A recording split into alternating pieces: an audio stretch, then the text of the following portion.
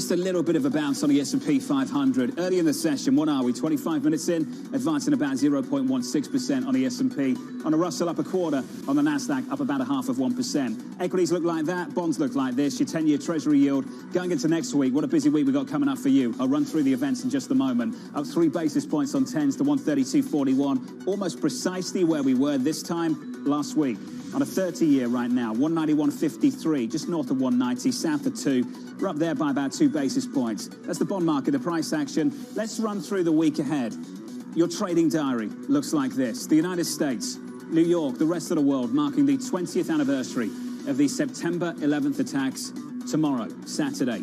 The Senate returning from its summer recess on Monday. US CPI numbers coming out on Tuesday. That's the start of a really important week for data. Apple launching its latest line of products. And finally, another round of retail sales and jobless claims coming out on Thursday as well. Looking forward to a week full of data. From New York, that does it for me. If you can join us on Bloomberg TV at 1 p.m. Eastern, join us for Real Yield alongside Zach Swaber, UBS, Brian Weinstein of Morgan Stanley, and Francis Donald of Manulife. If you can't, this weekend from New York, be well. This was the countdown to the Open. This is Bloomberg TV.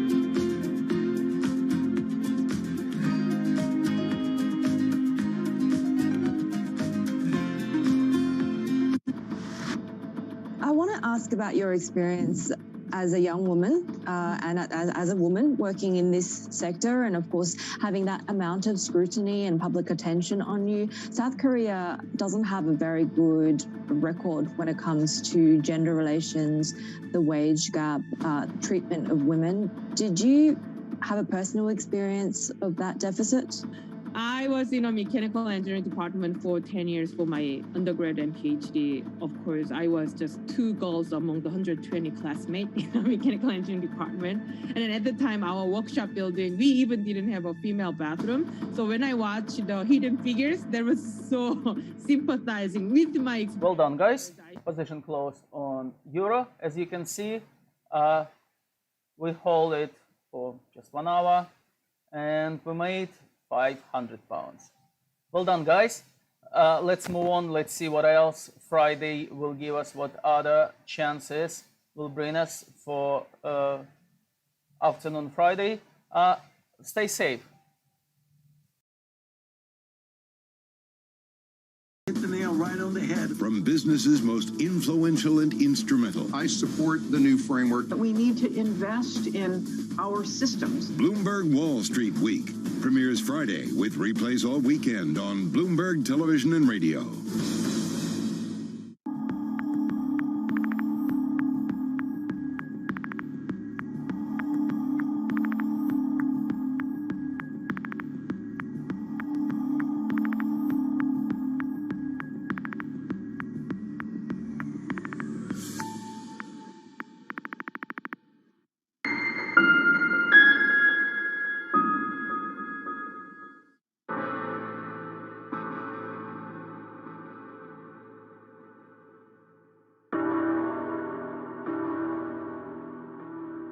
Months after Hurricane Maria, Puerto Rico is still in peril. Huge swaths of the island are still without power, running water, or access to medical care. Experts estimate that it will take years before these services are restored island-wide. Much of the blame has been placed on FEMA for a slow response in comparison to recent disasters on the mainland. But recovery from a disaster of this complexity and scale has proven more challenging than anyone anticipated. And filling the gaps between an overextended public sector and a suffering populace falls on the private citizens.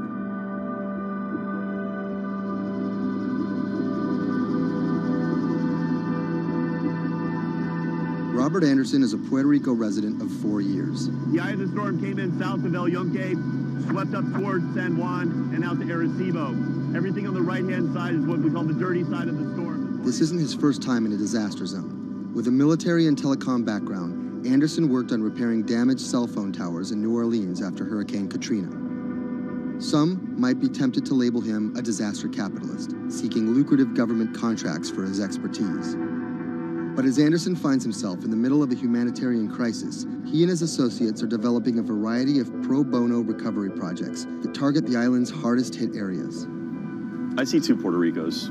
We're here in San Juan. They have telecommunications restored. They may or may not have power, but basic services are in place. They're able to get food. They're able to buy things. They're surviving. And when you look outside of the San Juan area, you can go 15 minutes from here and find areas that are devastated. I'm working on the devastated side. Today, he's put together a boots-on-the-ground mission to provide medical care to some of the island's most isolated and vulnerable residents. Steve Berenbaum is one of Anderson's business associates. He offered an extra car and a set of hands. So we received an initial report from a nurse that was out in the area. We're headed to the northeast region of Utuado for some people that are in need of urgent medical assistance. Dr. Sally Priester is a physician from San Juan. She filled a van with medical supplies at her own expense and brought along a team of nurses. Google Maps estimated our first destination to be a 90-minute drive. But it didn't account for obstacles like this.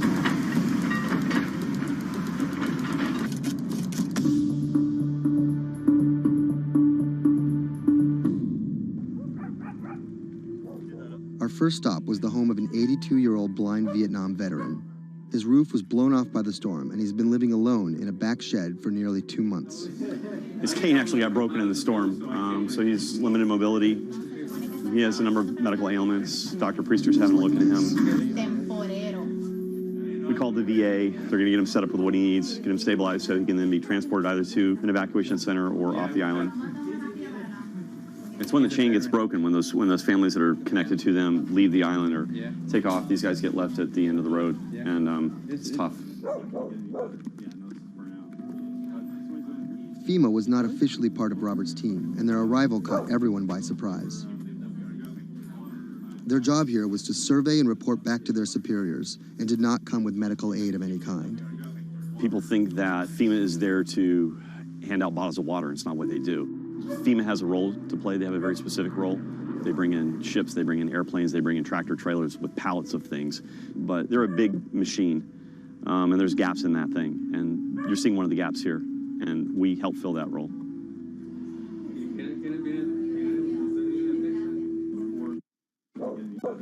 These guys are in a bad situation before, and now they're struggling for real basic things. One of the risks that you run is people going from fear to hopelessness. Those are the folks that we're trying to reach. And how are they reached? How are they even found? Word of mouth, mostly. And what's your role in all this? Ghost in the machine.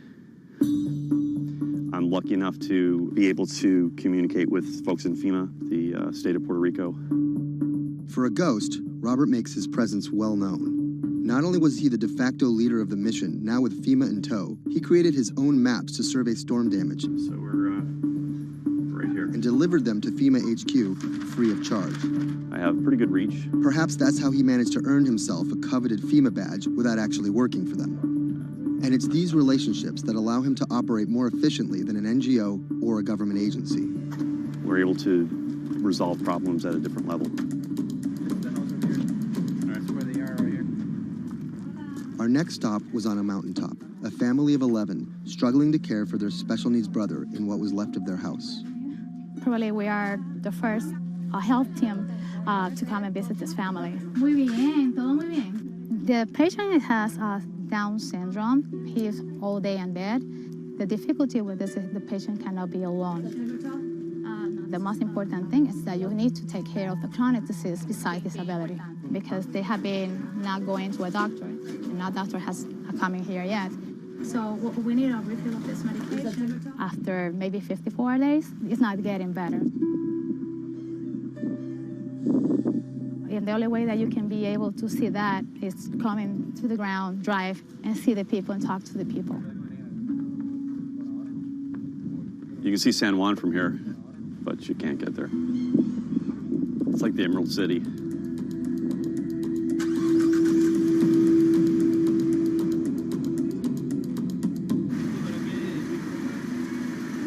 On this stop, we caught word that a man living alone at the edge of the jungle was in need of care.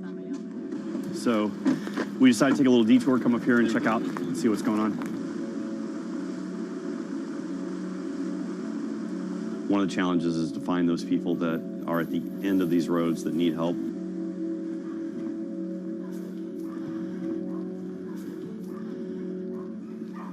¿Pero por qué estás solo?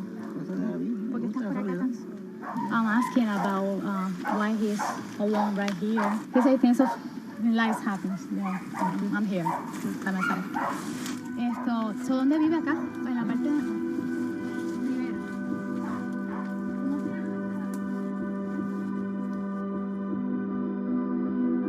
This is not a job.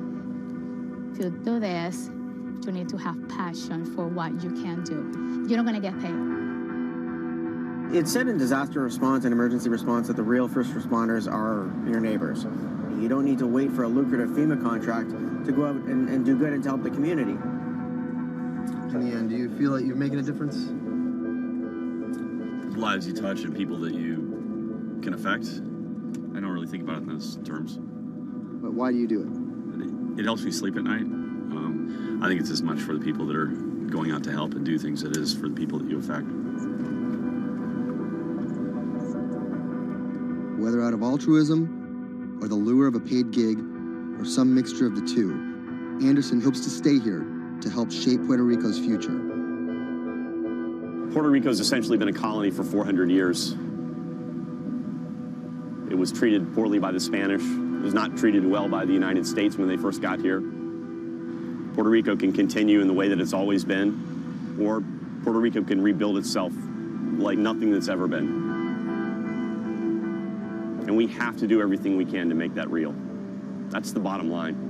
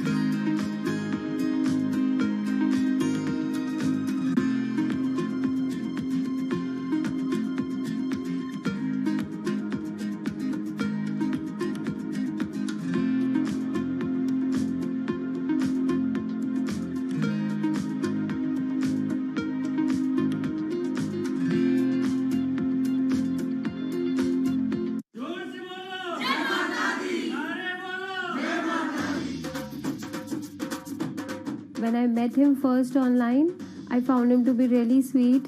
I think I was the one who was talking for an hour. He was just listening. When we met, I saw her. She was beautiful, intelligent, and kind, which was, something that I was looking for.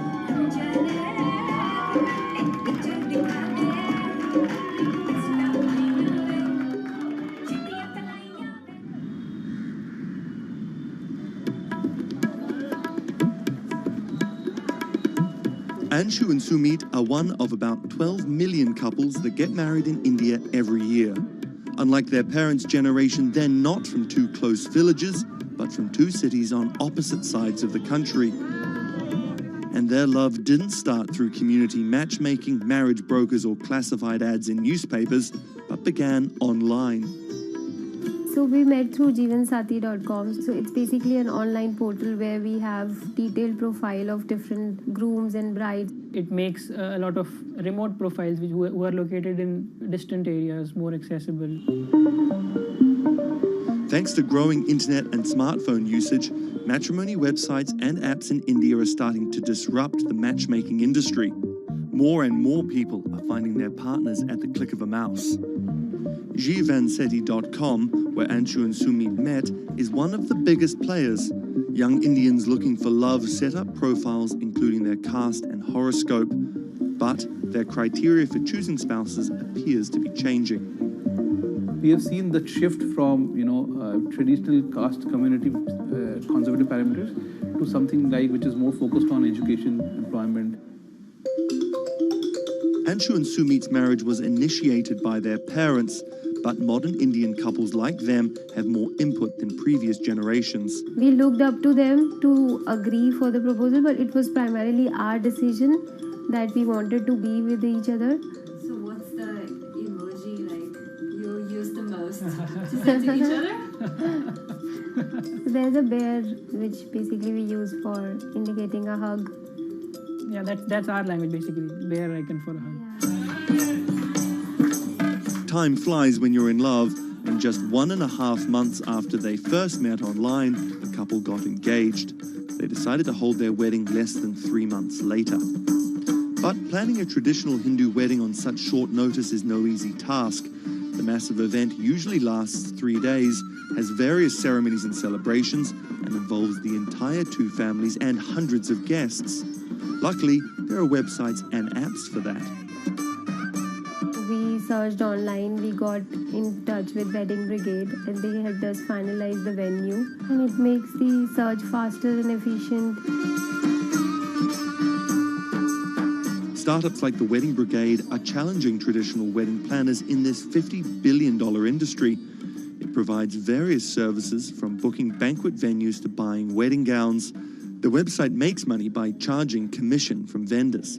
People don't want to be limited to what is available around them. They want to know the entire range of options available before making a decision. And now it's easy to find almost everything on one portal.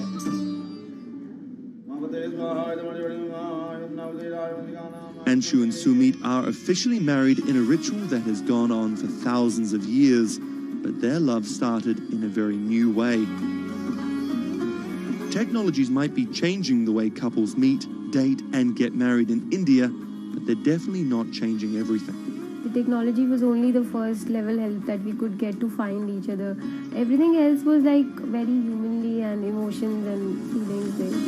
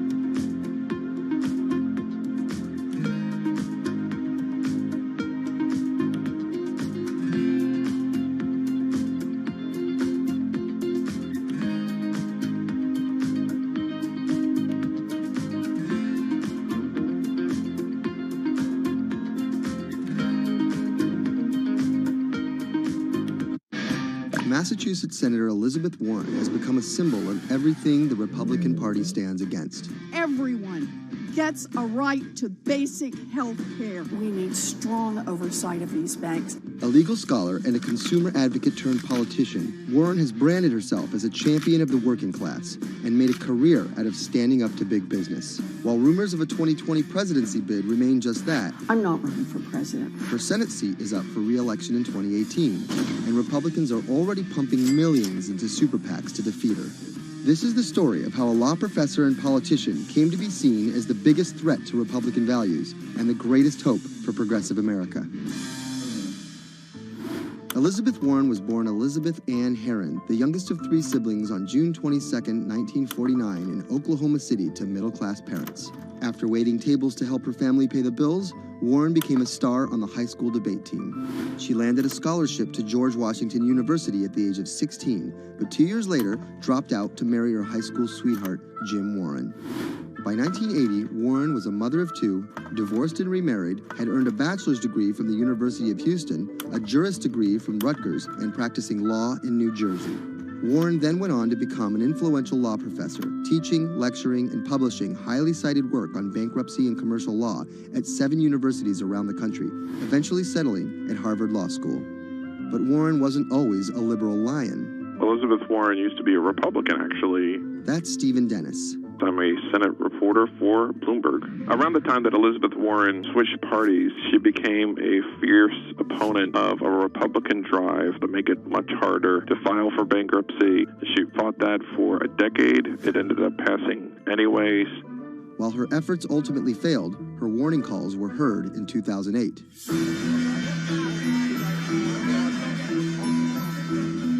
We're in the midst of a serious financial crisis. Our entire economy is in danger, and without immediate action by Congress, America could slip into a financial panic, and a distressing scenario would unfold.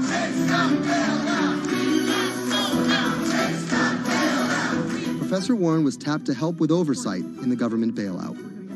She would excoriate bankers and their bonuses and their practices. Why should the U.S. taxpayer alone carry city? She proposed a series of tough regulations, which became the basis for much of the Dodd-Frank financial law that we have today. That sort of catapulted her to national stardom, particularly among the progressive left.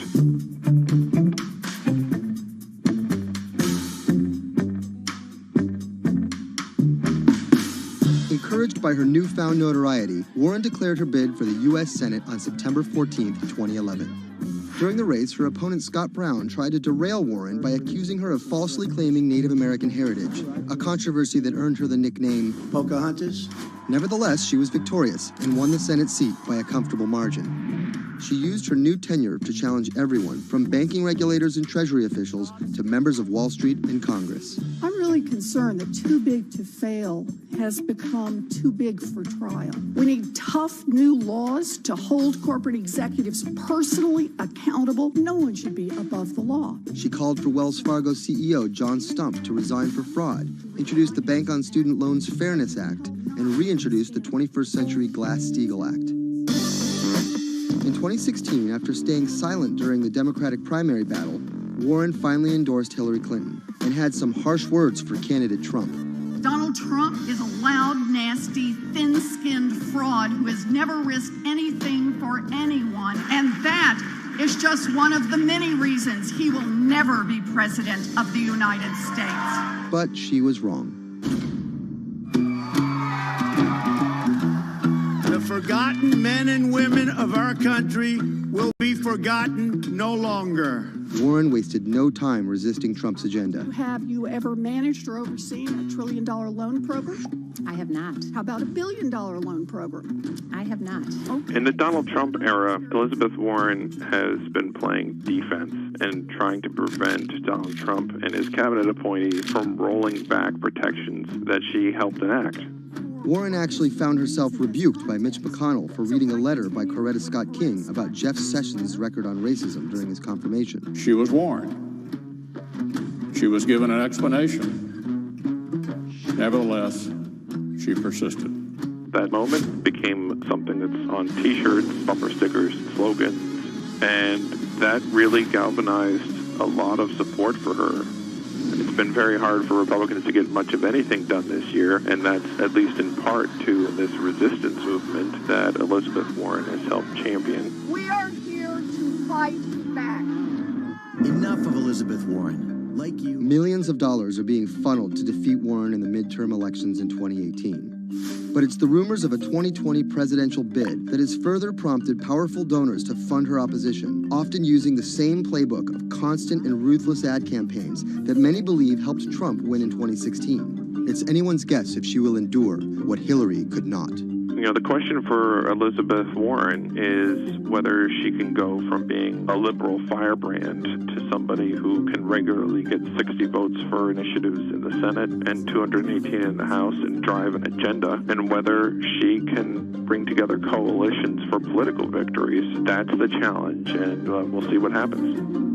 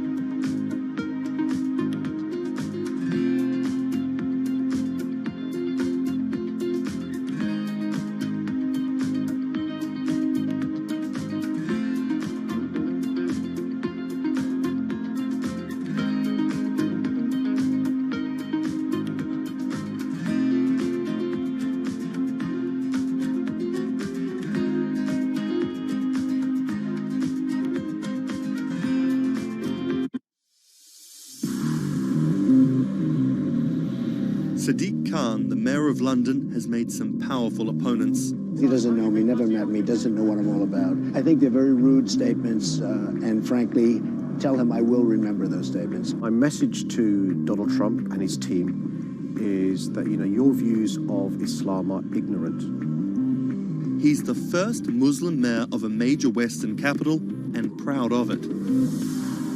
This is how Sadiq Khan went from the son of Pakistani immigrants to a lawyer, lawmaker, and now the mayor of London. Khan's parents emigrated from Pakistan. His father was a bus driver, his mother a stay-at-home seamstress. The 10-strong Khan family squeezed into a 3-bedroom flat in South London. He wanted to be a dentist, but TV in the 1980s convinced him otherwise. Objection!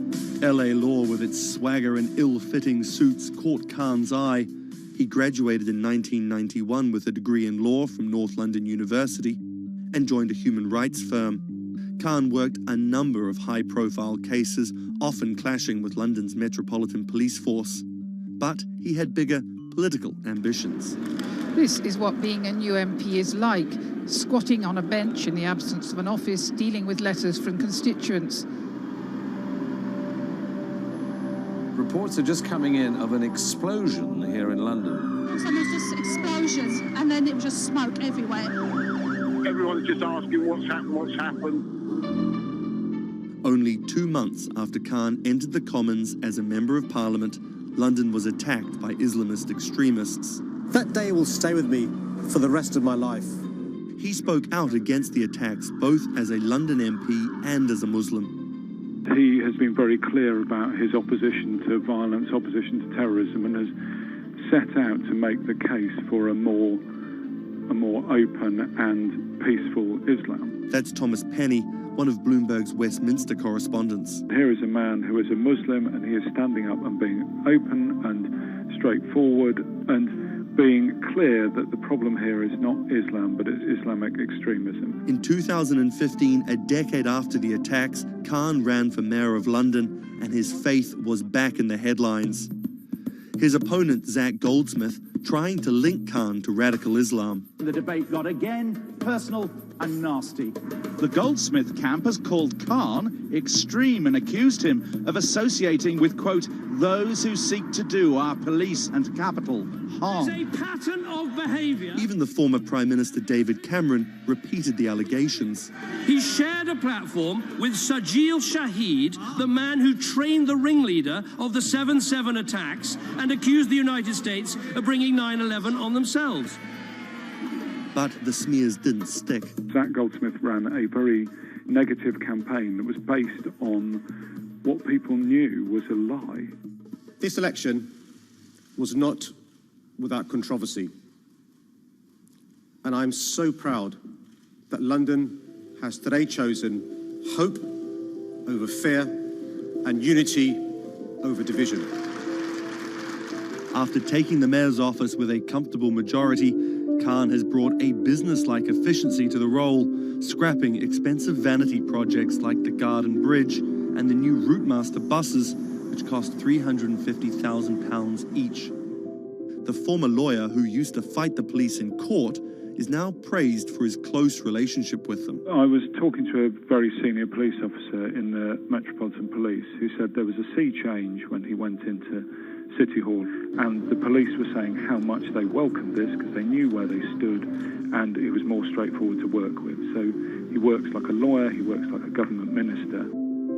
Khan's kept his faith at the fore. He's an outspoken voice for moderate Muslims across the world. Donald J. Trump is calling for a total and complete shutdown of Muslims entering the United States. Now, by giving the impression that Islam and the West are incompatible, you're playing into the hands of the extremists. The ongoing spat between Khan and US President Donald Trump escalated when Trump went after Khan, misquoting him on Twitter just hours after the terrorist attacks of June 3rd, 2017. Khan's now one of the most prominent Labour politicians in the UK. In fact, a recent poll of Londoners found Khan was more trusted to keep the country safe from terrorism than the Prime Minister or the Labour leader.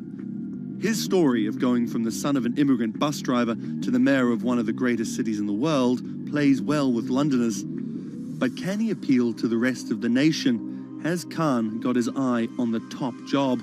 And is the UK ready for a Muslim Prime Minister?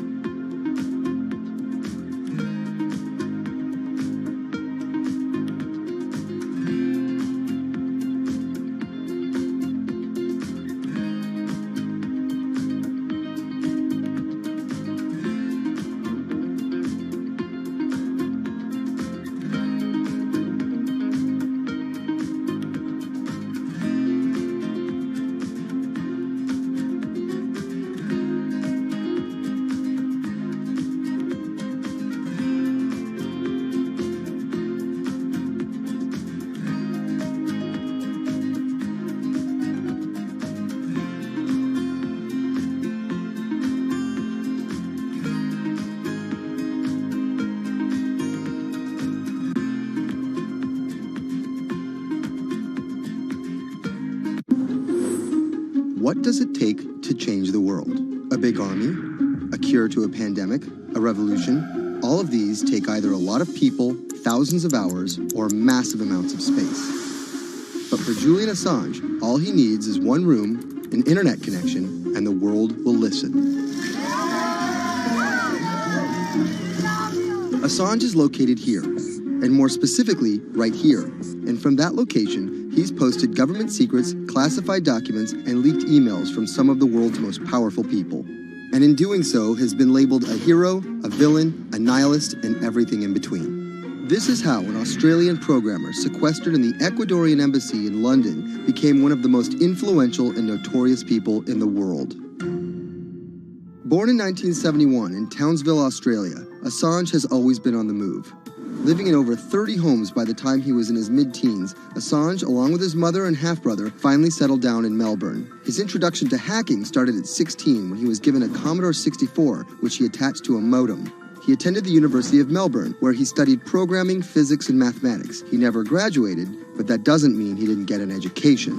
By 1991, Assange hacked into the Pentagon, U.S. Navy, and other branches of the U.S. government. In 1996, he was caught by the Australian Federal Police and charged with over 30 counts of hacking and computer-related crimes. He didn't get any jail time, but he was fined $2,100. I think the first taste of what would come later was the hacking that he did as a young programmer, and that really sort of foreshadowed a healthy skepticism of the use and abuse of technology by governments. That's Vernon Silver. I'm a reporter for Bloomberg's investigations team. Assange's youth as a hacker laid the foundation for him to start WikiLeaks in 2006. But what is WikiLeaks? It's a website that posts unfiltered, usually classified documents. What separates it from every other media outlet is that they have no editorial hierarchy. With a publication like the New York Times, information comes in, they take that information, package it, then disseminate it for the public to see. WikiLeaks, however, cuts out the middleman. WikiLeaks gathers information, most of it given to them anonymously. So what they're doing is really very simple. They get the information in one end from who gives it to them and out the other with sometimes minimal interference. Julian Assange is the leader of that, the mastermind, the creator, and really, because he thinks of it as a journalistic enterprise, the editor-in-chief. But every story starts with a source, and Assange has some unconventional sources. Julian Assange does not hack as far as we know. He is the recipient of people who are either insiders who give him secret documents or hack emails from a foreign power. That's Eli Lake. I am a columnist for Bloomberg. And there was no source bigger for Assange than Chelsea Manning. He used to be known as U.S. soldier Bradley Manning. In 2010, Manning provided Assange and WikiLeaks with hundreds of thousands of leaked government documents. WikiLeaks quietly began releasing the documents in February of 2010, then made big headlines in April by posting what is now known as the collateral murder video. Come on, fire! It was a vivid, graphic video. It changed the debate on the Iraq War, and importantly, it put WikiLeaks on the map when they put it online, and they couldn't be ignored at that point. And those leaks were just the beginning. They went on to post more than 90,000 leaked documents known as the Afghan war logs, 390,000 documents known as the Iraq war logs, and 250,000 private messages between diplomats called cables in what is now known as Cablegate. These leaks were met with very real ethical questions. The problem with publishing those cables was that a number of confidential sources for U.S. diplomats who faced real danger when their names were exposed. Then Secretary of State Hillary Clinton drove the point home that every country, including the United States, must be able to have candid conversations about the people and nations with whom they deal. Shortly after Cablegate, the Swedish government issued an arrest warrant for Assange on allegations of rape and molestation. He claimed the allegations were fabricated to get him extradited to the United States, a claim the U.S. government denied. Either way, Assange's next move was to seek refuge in the Ecuadorian embassy, which really was the beginning of the new chapter in his life and what we're dealing with now, which is him being stuck in London. What was supposed to be an office in an embassy is now Assange's self-imposed prison to this very day. But that doesn't mean he's slowed down. Since being trapped in the embassy, WikiLeaks has released files about Guantanamo Bay prisoners, Syrian political figures, and the draft to the Trans-Pacific Partnership. And then came the 2016 U.S. election. Thousands of leaked emails showed Democratic Party officials possibly plotting against Bernie Sanders in his race against Hillary Clinton. Over the course of 68 days, WikiLeaks released 20,000 confidential Democratic National Committee emails. In terms of the presidential race, if you look right here, when Assange released the first batch of emails, Trump actually takes his first lead against Clinton. I think we've had enough of the Clintons, in all fairness. Once WikiLeaks started exposing secrets of the Democratic Party, Julian Assange became a hero to many on the right. Public opinion kind of flip-flopped. WikiLeaks! From the emails, we now know Hillary Clinton's campaign manager makes risotto, and also how the DNC squashed Bernie Sanders' campaign. One thing we don't know is who gave Assange the stolen emails in the first place. Many leading Democrats say they suspect it was the Russians. They released an analysis from a private cybersecurity firm that had said it was the Russians. But Assange claims our source is not the Russian government, and it is not a state party. So this is where we stand today. The public still doesn't know who provided the emails to WikiLeaks. Meanwhile, Assange is still running WikiLeaks and still releasing documents. In March 2017, he started publishing documents from the CIA's Center for Cyber Intelligence called Vault 7. The CIA, the agency charged with finding and keeping our top secrets, can't keep its own secrets. As long as Assange has a connection to the world, no government secret will be too far from exposure. Julian Assange is still in the embassy. Maybe he'll leave, maybe he won't. Kind of regardless, his work has been done. He's changed the way people think about their governments, about their own secrets, about their own hackability, and really the world has changed because of him.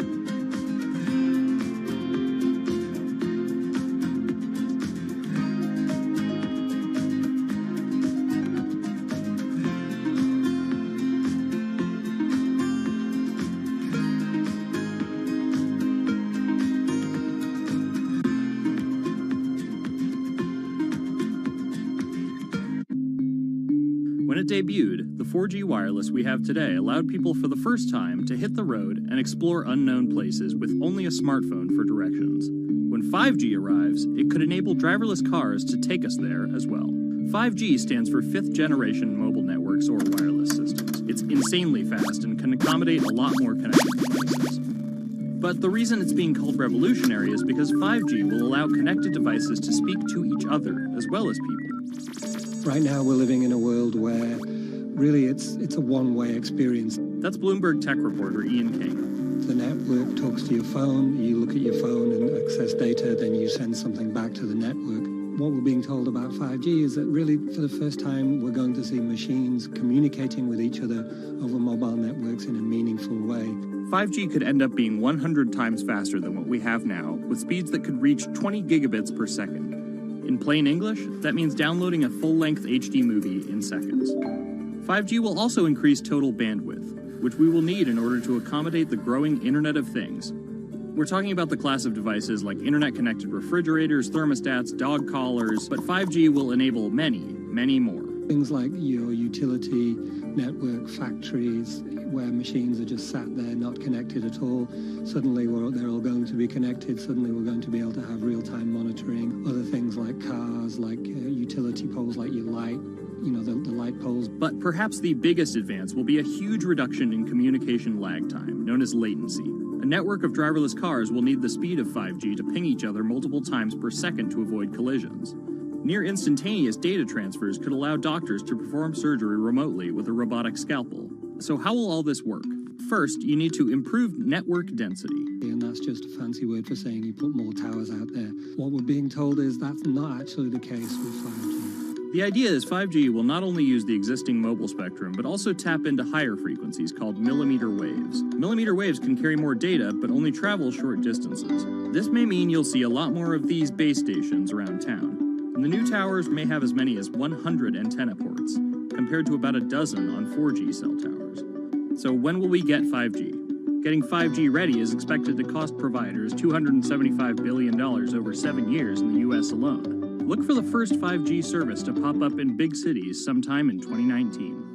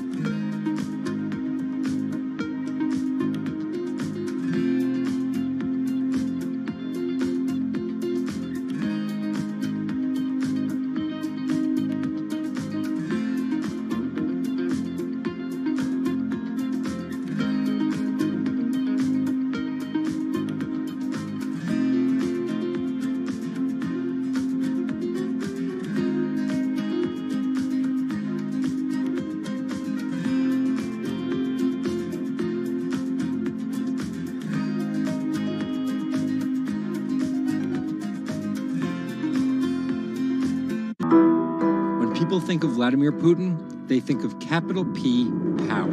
And that's exactly the impression he creates.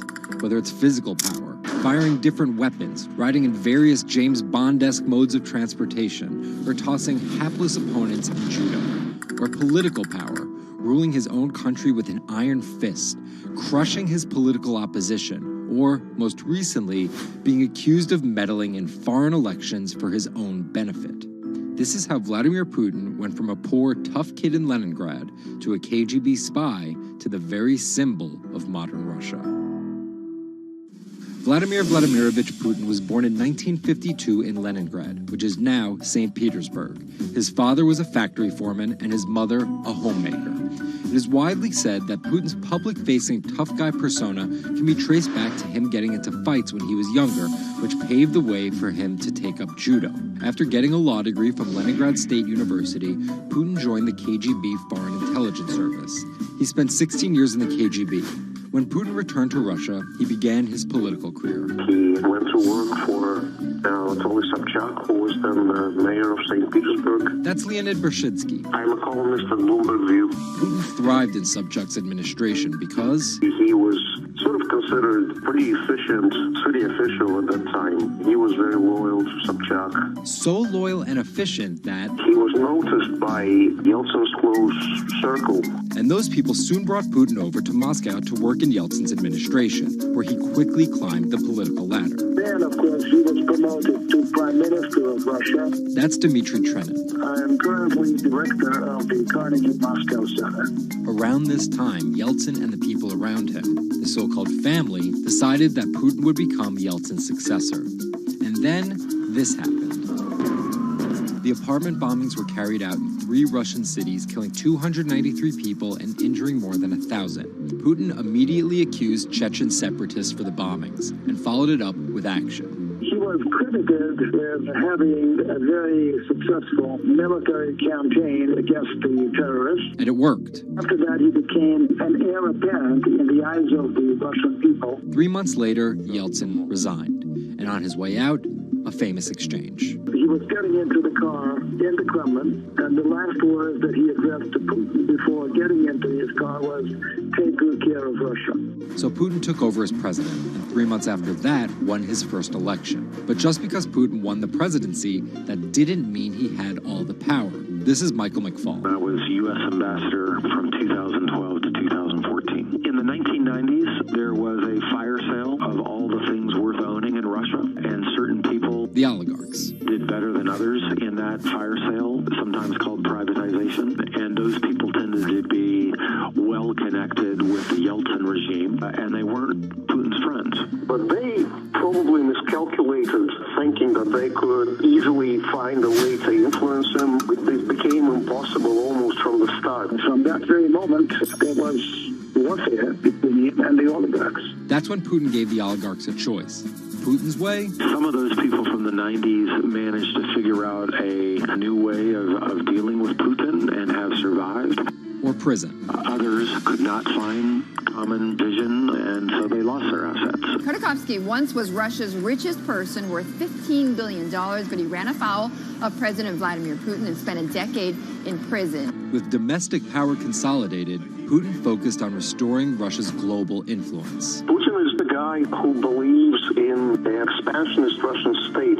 Georgia and Ukraine and all the other Soviet republics that split off when the Soviet Union fell apart, he still believes that they're traditional Russian satellites. A lot of his strategy is about keeping them in the orbit. That Yeltsin line, take good care of Russia, that's how he understands it. And he used annexation and invasion, as well as oil, gas, and trade to keep former Soviet republics in Russia's orbit.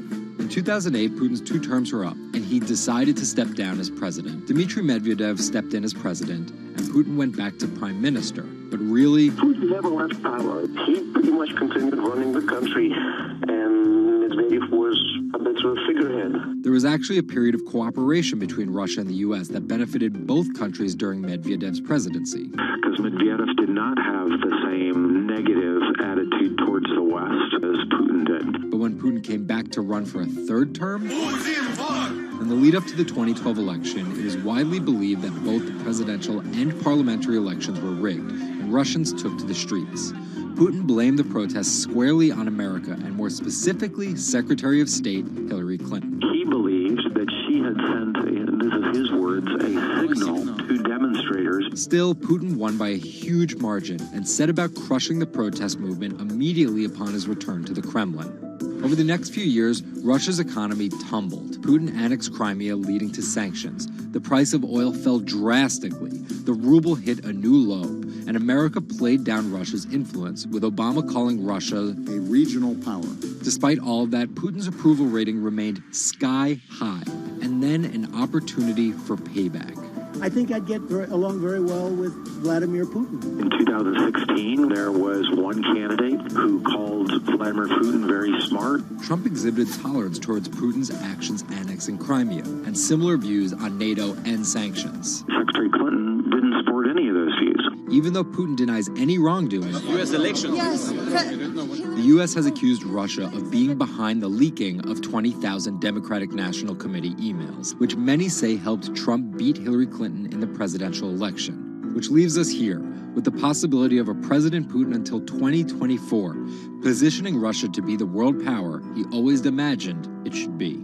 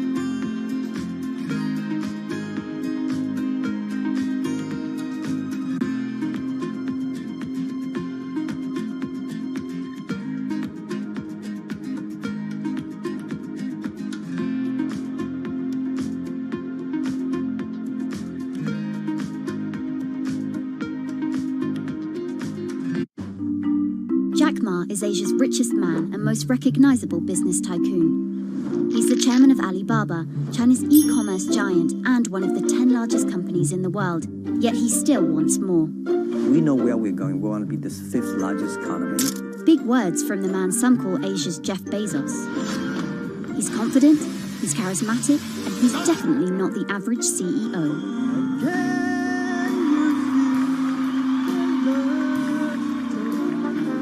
This is how a poor school teacher went from the classroom to being one of the most influential multi-billionaires in the world.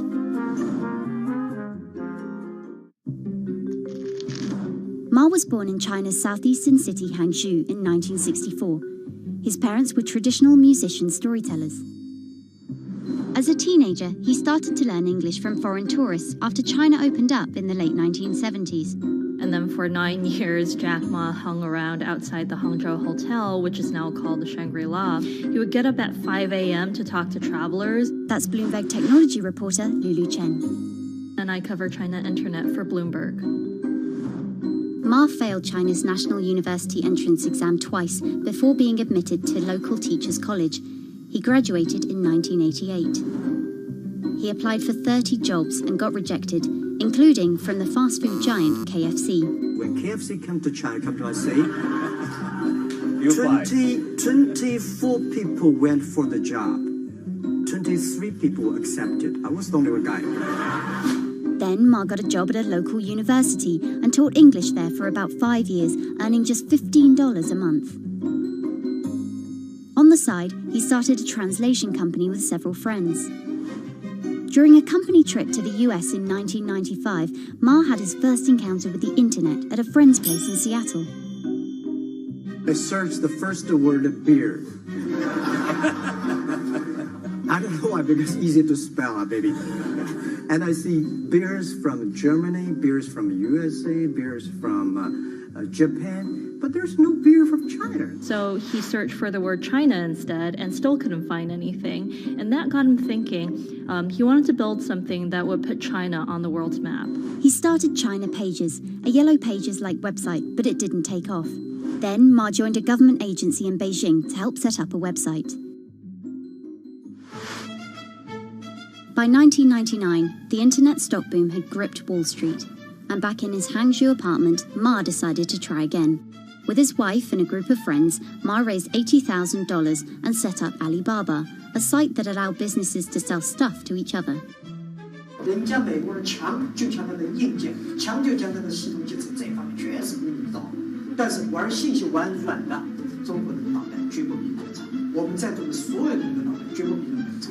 By 2000, Alibaba had raised $25 million from investors, including Goldman Sachs and SoftBank.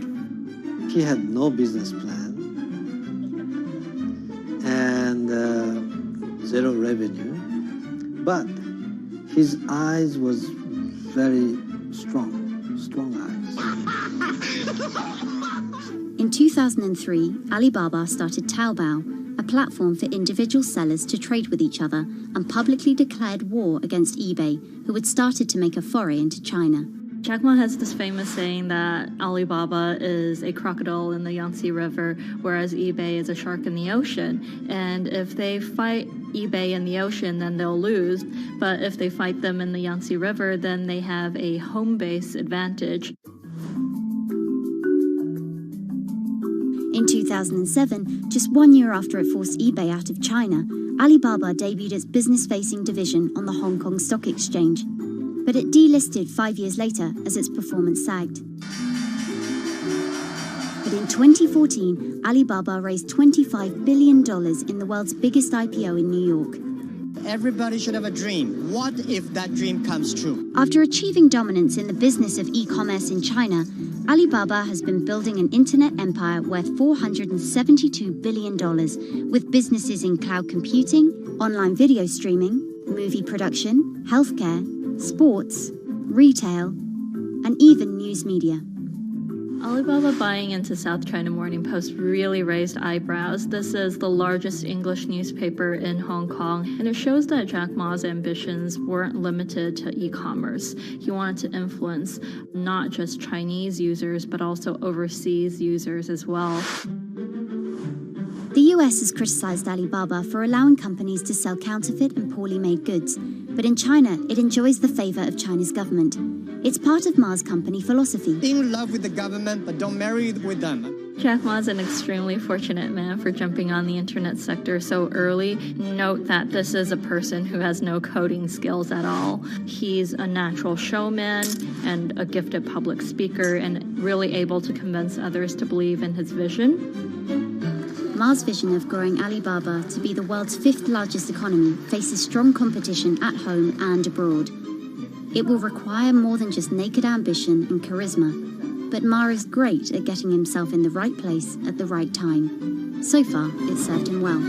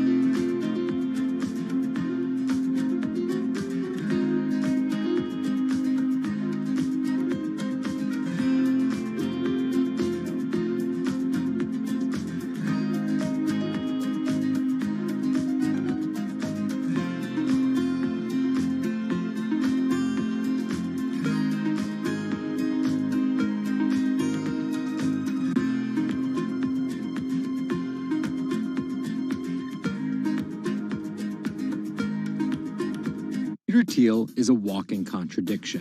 He got his bachelor's and Juris Doctorate from Stanford, but speaks out about the horrors of higher education, saying college is as corrupt as the Catholic Church was 500 years ago. He's a staunch supporter of the free press, yet he bankrolled a lawsuit to bankrupt an independent media company. But these were not journalists. And most of all, he's an immigrant and libertarian who's the most public supporter of Donald Trump in all of Silicon Valley. What Trump represents isn't crazy, and it's not going away. This is the story of how an openly gay, immigrant genius, libertarian billionaire went from tech contrarian to Silicon Valley's biggest Trump supporter. Peter Thiel was born on October 11, 1967 in Frankfurt, West Germany, to Suzanne and Klaus Thiel. Peter's family emigrated to Cleveland, Ohio when he was 1. An Ayn Rand devotee during his youth, Thiel attended Stanford University majoring in philosophy. His Stanford experience shaped a really big part of who he decided to surround himself with. That's Lizette Chapman. And I cover technology and venture capital here at Bloomberg. He and his Stanford friends made their first big splash in tech with PayPal. After selling to eBay for $1.5 billion, they would become known as the PayPal Mafia for each incredible success after PayPal. For Thiel, that began with an early, modest $500,000 investment in Facebook. And in VC speak, early means big risk, but also big reward. He turned that initial $500,000 investment into more than $1 billion in cash. But Thiel was just getting started with Facebook, and he went on to make a whole bunch of wildly successful investments. From SpaceX to Airbnb to one of the largest, most powerful companies in the United States, if not the world, and of course that's Palantir. The incredibly controversial secretive data mining startup he founded with his colleagues from PayPal. It connects data silos and then allows non-technical people to search that information for patterns. Data like financial information, feeds from video cameras, biometric details, passport information, flight manifest. Palantir doesn't talk much about how they collect this data, who has access to it, or what they do with it. But they have contracts with the Department of Homeland Security and the CIA and the Department of Justice and the Securities and Exchange Commission. And several other federal agencies. It's the richest company you've never heard of, valued at $20 billion. But there are plenty of obscenely wealthy people in Silicon Valley. What makes him different... He's a complex ball of multiple contradictions. Take college, for example. Even though college was extremely important for Thiel, there's something called the Thiel Fellowship. In exchange for dropping out and a promise not to pursue college, Thiel would give them $100,000 each. You basically tell people that if you get a diploma, you're saved. Otherwise you go to hell. You go to Yale or you go to jail. Also, his relationship with the press. Here's another contradiction. He's donated to free press initiatives, including the Committee to Protect Journalists. But he also secretly spent tens of millions of dollars bankrolling a lawsuit filed by Hulk Hogan over the publication of a sex tape and bankrupting the independently run Gawker Media. Why did he do this? Because in 2007, one of Gawker Media's blogs, ValueAg, outed him as gay. And with the lawsuit, he found an opportunity to get back at them by funding the lawsuit that Hulk Hogan was able to bring then, but he wouldn't have been able to do that without Thiel's money. And finally, Thiel's biggest contradiction, his endorsement of Donald Trump. When he was asked about his support for Trump, he was surprised at the outrage that came with it from many of his colleagues in Silicon Valley. He didn't want more of the establishment. No matter how crazy this election seems, it is less crazy than the condition of our country. After briefly supporting Carly Fiorina in the primaries, Thiel pivoted to Trump, donating $1.25 million to Trump and his associated super PACs in October 2016. And he didn't just help Trump financially. He gave a full-throated keynote speech supporting Trump at the Republican National Convention. I'm not a politician, but neither is Donald Trump. He is a builder, and it's time to rebuild America. And when Trump was finally elected, Thiel was given the reins to an enormous amount of power. And I want to thank you, man. You have a very special guy. He was named the transitional advisor. And in that role, he did a lot of interviewing and a lot of vetting to fill hundreds of cabinet positions and different jobs within the administration. But it turns out Thiel's support isn't unconditional. Talking to people who spend time with him, I have also heard that he is no longer a great supporter of Trump. It was reported that Thiel was unhappy with the direction of Trump's presidency. Ever since, he's been mum, making no public appearances, no statements, and staying out of the spotlight altogether. Although there have been suggestions that Trump could tap Thiel for a top intelligence post or ambassadorship, there's no indication he'd accept. He's described his relationship with politics as schizophrenic. He gets really involved, and then he runs away as fast as possible. Whether Thiel takes a new position or simply continues as a board director at Facebook and Palantir, at just 50 years old, he's primed to wield some serious influence in technology and politics for decades to come.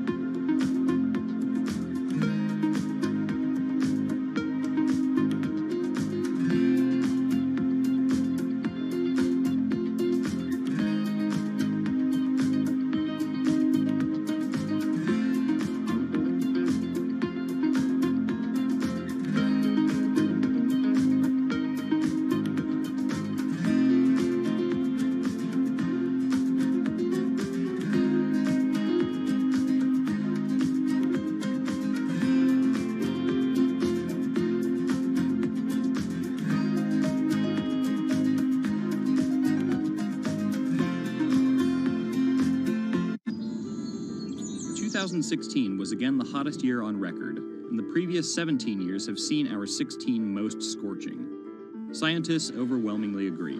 Global warming is the culprit. And it's just getting started. Ice caps, extreme weather, wildfires, droughts, and the hits keep coming. What are we doing about it? In 2015, the world took its boldest step yet to stem climate change with a historic accord in Paris. But now comes the hard part. Nations must change energy policies and invest huge amounts of money, and they will likely do it without the United States. President Donald Trump announced on June 1st that the U.S. would withdraw from the accord. The reality is that withdrawing is in America's economic interest and won't matter much to the climate. Here's the situation.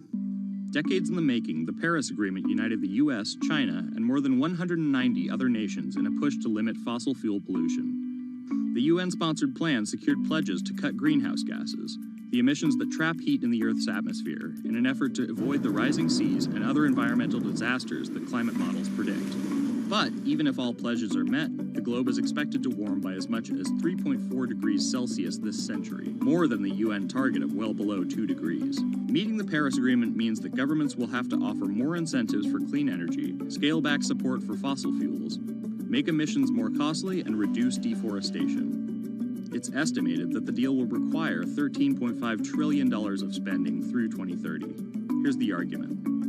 Unlike past climate pacts such as the Kyoto Protocol, each country set its own Paris targets and then promised to revisit and improve them. The U.S. was primed to play a lead role in climate change, but Trump's energy independence executive order reverses Obama-era rules and directives put in place to combat climate change, and expands production of coal, the dirtiest fossil fuel. The resulting policies threaten the global fight against climate change. Without the U.S. commitment to emissions reduction, other countries may join it in abandoning the Paris Agreement. This could make it almost impossible and even more expensive down the line to stop climate change. Optimists argue that the shift to a lower carbon future is already underway. Businesses, cities, and U.S. states, such as California, are already investing in wind and solar and taking other steps to make it work. I've actually been called an environmentalist, if you can believe that.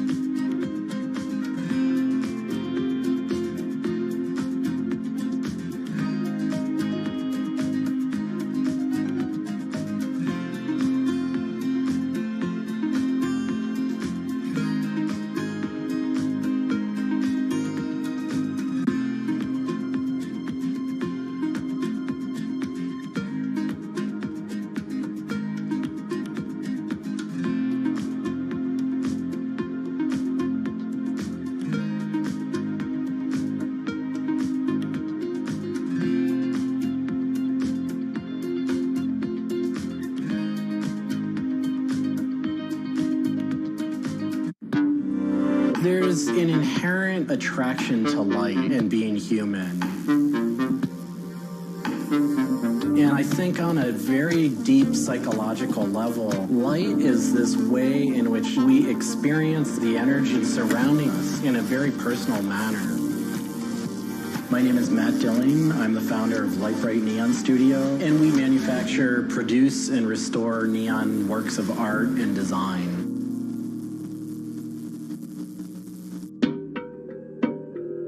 Torches, the creative content of a lot of the work at Lightbright comes from a variety of sources. Sometimes people come with a napkin sketch. Some people come with an Adobe Illustrator file. And we have a whole design team who then we kind of work together to help create layouts of what it might look like. Scale it up and create a paper template using a pen plotter. And that paper template actually becomes our guide for what we're going to bend the neon to. We take from the office into the glass shop. We pick out the right size tubing with the right color for the right size project. From there, we heat up the glass tubing. The torches heat the glass well in excess of 1,000 degrees in order for it to get into its molten state. We heat up and bend the glass tubing to match the template. One of our chandeliers has over 100 different bends in it. So each one of those bends has to be marked for a heated up bend. We also have to allow the glass to cool between the bends so that the next area can be worked on and heated up in its own unique fashion. It turns into spaghetti, and then we have to make sure that that spaghetti lines back up and cools to the template. We use a blow hose to connect our mouth to the tube, create a volume that's closed, and we can control the pressure in there with our mouth. There's just a variety of challenges that come up inherently in working with glass. Glass can crack due to stress, and sometimes you'll just have a batch that all it wants to do when it gets near a torch is crack.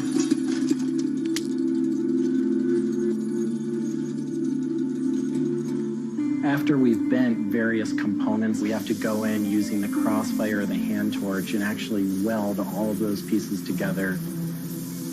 The last step on that is then to weld on electrodes onto either end. Each one of those steps is very, very specific.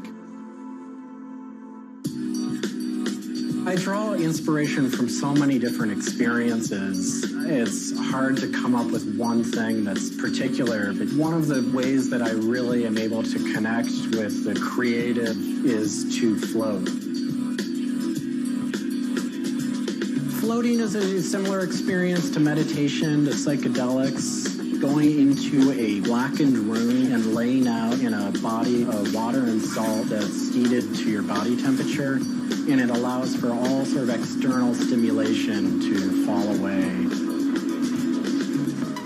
And your internal world really begins to bubble up and manifest. You really get to experience a different relationship to your mind.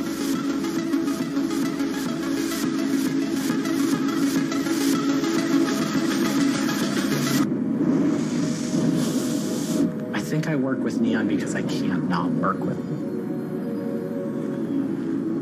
It's so challenging and so rewarding.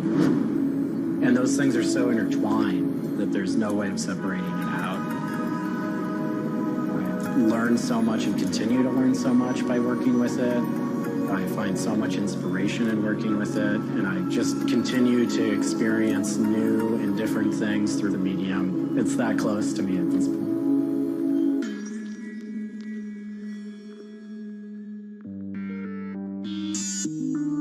Once the neon tube is completed, we have to hook it up to our manifold for bombarding. The manifold is open, the vacuum is drawn. We check the tube for leaks with our Tesla coil. We close the tube back off, and we heat it up using a very large and powerful transformer. As the tube is heated up, it releases anything that's not inert inside the tube, and we evacuate that out. We introduce the gas into it, and we seal the tube off, sealing into that tube whatever gas we introduced into it. I think my favorite part of making a neon light is when I see it lit up for the first time. Different gases, when electrified, emit different wavelengths of light. Neon gas is this very bright orange, fiery red color. Argon gas creates a very intense blue, but that light output that is produced can then be expressed in a different wavelength by coating the inside of the tubes with a phosphor coating that takes that one wavelength of light and emits a different wavelength. We bring it over to the aging table where we hook it up to an age-in transformer and allow it to settle, age the gas in that we've introduced to it. There's always a stray particle of something left inside the tube. But that time that the oxide coating can act to scrub whatever is left inside the tube while things are getting settled into place.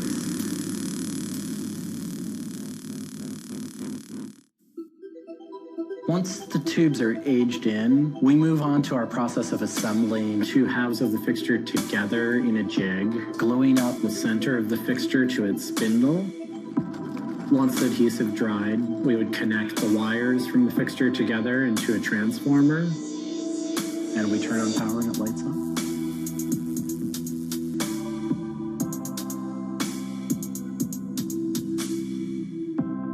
Part of what we love about what we do here is that we try and put out into the world the kind of things that we'd like to see. I still am surprised when it lights up. I'm still excited when I get to see it illuminated. There's an ineffable quality to it. To me, is this insight into the inner workings of the universe. It literally is. It's a way of looking at what is surrounding us in the cosmos in a new light.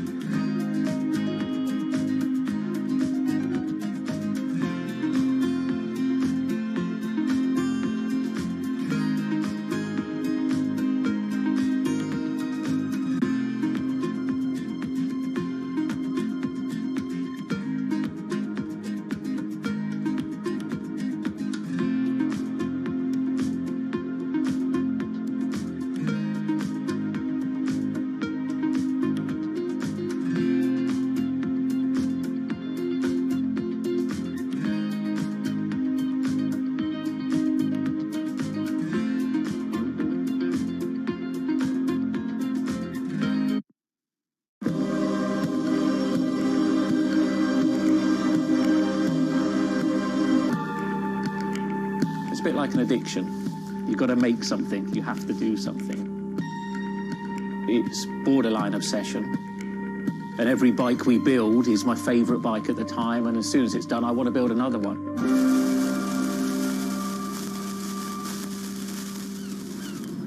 It's Sven cycles is something I've been thinking about ever since I started cycling in my late teens. We want bikes that ultimately you'll really enjoy riding. There's never a bike that's the same. There's always a slight change. And as we build them individually as well, they have the marks of a bike that's built by hand. Most people I know cycle have an idea of their dream bicycle. And it may be an evolving idea you've had in your head. And we've worked with a lot of people that have come to us with sketches and scrapbooks. It's really, really nice to build something that's just one-off and unique. I think a lot of people see a bicycle as two wheels and a frame in the middle.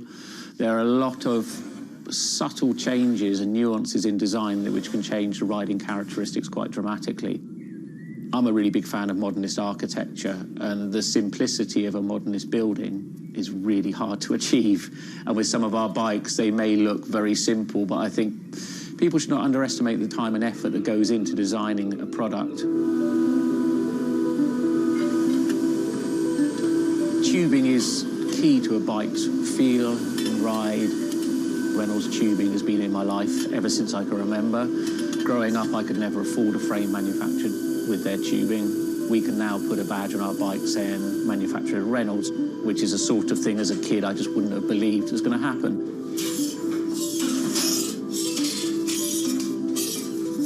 Every part of the bike has a specific tube. It's not universal.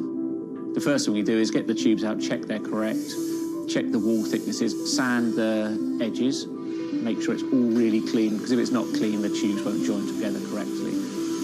We build in steel because I still believe it's one of the best materials to use.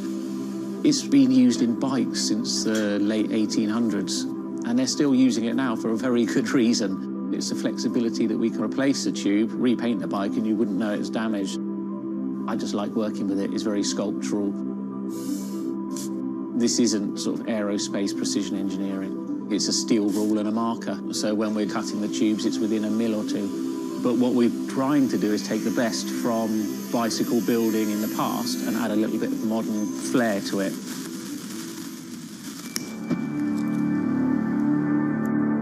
There's various techniques for building bicycles.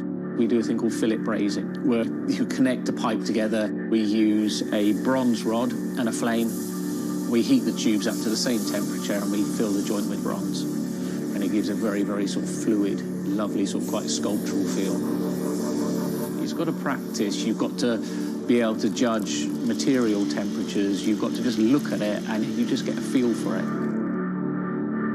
It's a stage where your tubes start to look a bit like a bicycle. My father's a jeweller. He'd make sort of very pretty things, which are lovely, but for me, they don't really have any function. What I love about bicycles, you can start on a Monday with a box of tubes. You can be riding it by the weekend, and it can last you for the rest of your life.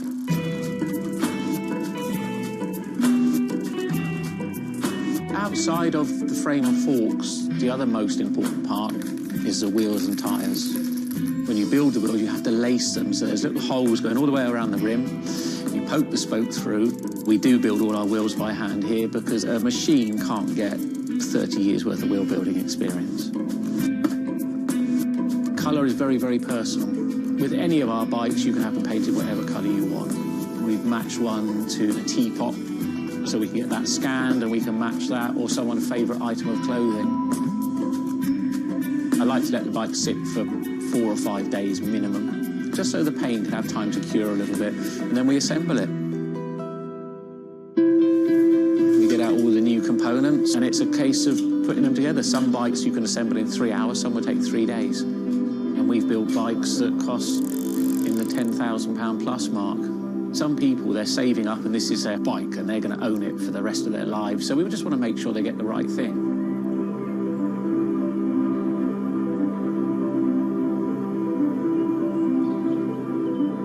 I think the bike for me was the first time I had some freedom. So as soon as I had one, I was off. A lot of people still get that thrill as when they were a kid blasting down a hill, wind going through their hair. It's fun. Everyone has their favourite jacket or something that just makes them feel good. If you've got a bike that fits well, you actually feel part of it. Building bicycles as a creative outlet is fantastic. It's not something you do because you're going to get a big paycheck at the end of the day. You do it something you have a passion for it.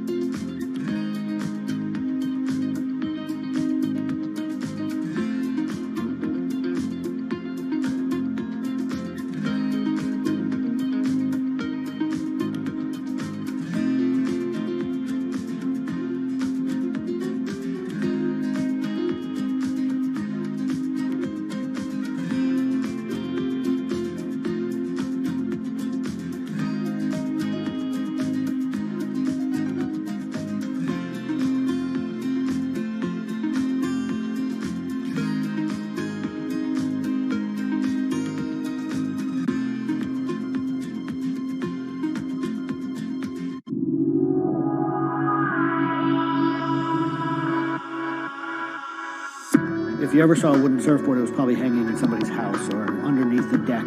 But kind of in the last 10 or 15 years, wood has made a big comeback. They surf wonderfully. It's beautiful and it feels great to be on one of them.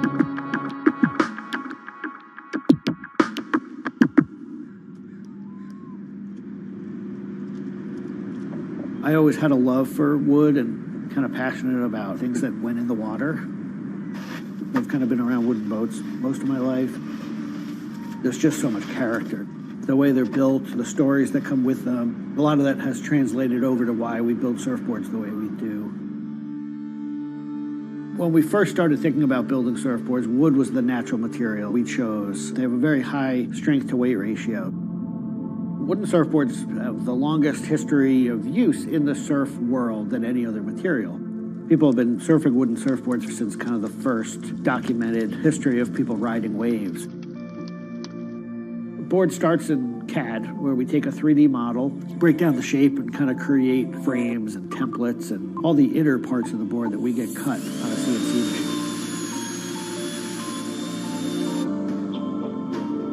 We take those frames and we just pop them out, assemble the frame into kind of a skeleton. We go out to our lumber shed, pick a bunch of cedar, and bring them into our mill shop, put glue along the edges, clamp it all together into a panel. Everything's book matched, you have symmetry in the colors and texture of the wood. Cut your outline. take our assembled frame, gently put it down right on top of the plank.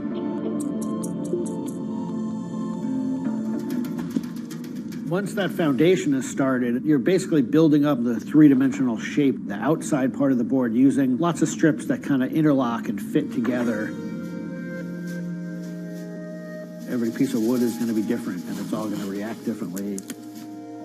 There are frustrations with it, but I think that's one of the things that keeps it challenging.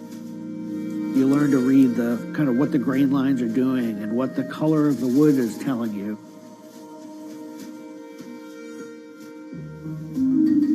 Once those rails are cleaned up, we put our top planks on. It's a little bit like putting a lid on a box. It's like, this is it. Whatever's inside that board is staying inside that board. And by tensioning some rope, you can clamp the two together. It's like a time capsule.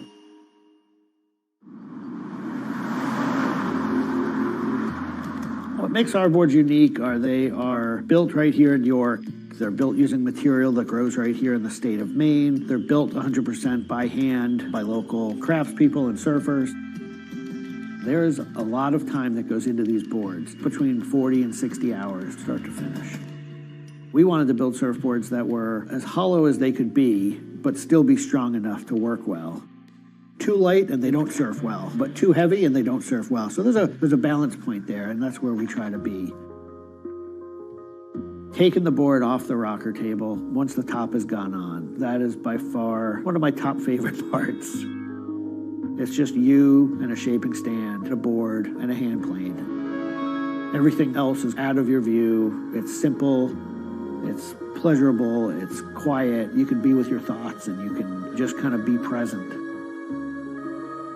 There's something about taking a nice sharp edge tool to a beautiful piece of wood and feeling the curls coming off and knowing that every pass that you're making, you're kind of getting it closer and closer to what you have in mind.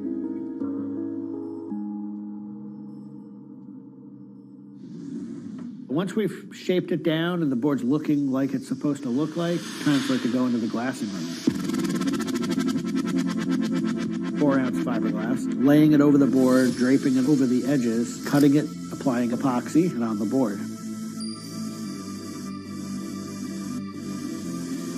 Once both sides are lamb coated, it's time to put in the hardware. Drill and router and install the fin box. And on the other side, we drill and put in the leash plug and a vent. There's a lot of air just naturally inside the board, and that air wants to expand and contract with temperature changes. And that vent has a little piece of Gore-Tex fabric in it, and it allows air to kind of breathe both ways, but it doesn't allow water to get in. Once all that hardware is put in, it goes back into the glassing room. We brush a nice, beautiful, thick coat of epoxy over the whole surface, and that we call a gloss coat. That's supposed to look beautiful and glossy and shiny and flawless. You get to see that board come to life. Whatever the colors in the wood, they really come out. It just makes it look like candy. You just want to touch it and run your hands down it, and it's just kind of the icing on the cake.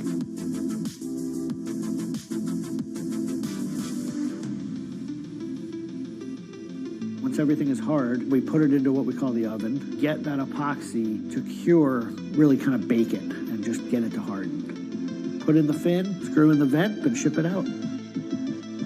We just love the idea of building something that's sustainable and long-lasting and made by hand. Kind of gives you a deeper connection to the product over something you might buy on a shelf.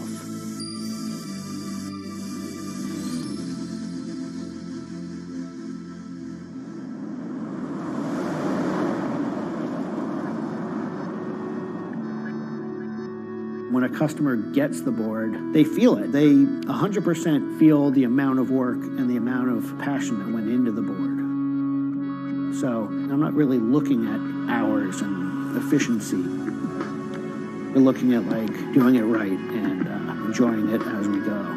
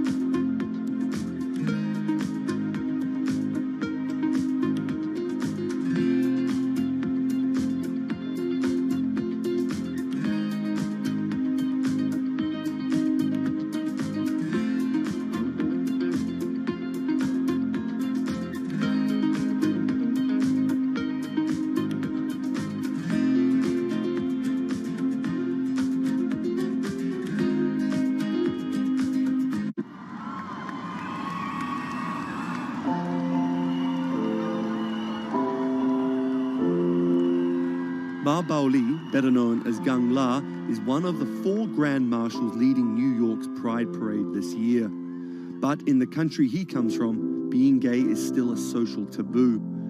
The CEO of a Beijing-based internet company is on a mission to improve the lives of millions of gay men in China. 对于每一个 LGBT 人群来说，即使这个国家不允许你跟同性爱人结婚，但是你仍然要勇敢地去选择你自己的生活，你仍然应该拥有幸福生活的权利。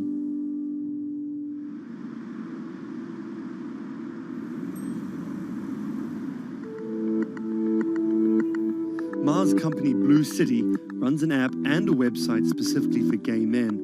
Blued is one of the biggest gay social networking apps in the world, with an estimated 30 million registered users. Unlike most other apps, Blued is more than just dating or hookups.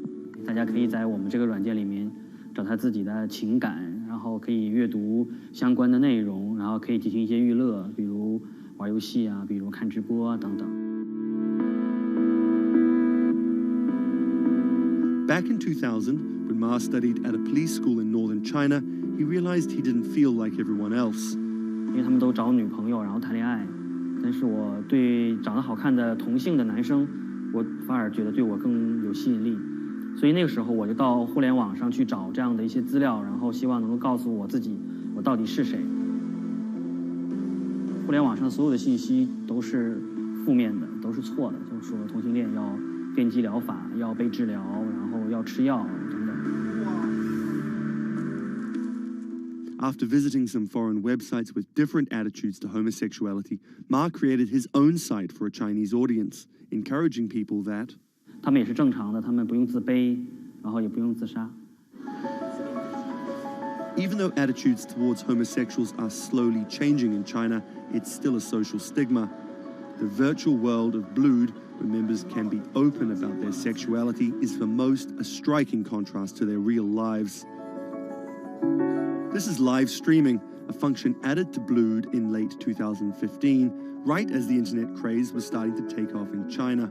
Many self-made stars like Jin make decent amounts of money by receiving audiences' virtual currencies and gifts. 我们不是彼此的初恋，初恋这种事儿多不靠谱啊。For Kyle and Klaus, a couple who have come out, live streaming on Blued means something different. 其实我经常会收到很多粉丝的一些互动的留言，就是类似就是说你们让我们看到了同志情侣之间的一些希望啊，我看到这样的留言我是很欣慰。The government's rules for acceptable content online may shift quickly in China, with LGBT material in a grey area. Many companies feel the chill of the recent internet crackdown, but Blue City still runs as usual. Ma has won the Chinese government's trust by helping with HIV prevention among gay men. A third of the company's staff are dedicated to screening pornographic and politically sensitive content. 我不太多的愿意去对抗，我更多的愿意去对话，去改变他们的想法。我觉得这个可能在中国来说是更有效的。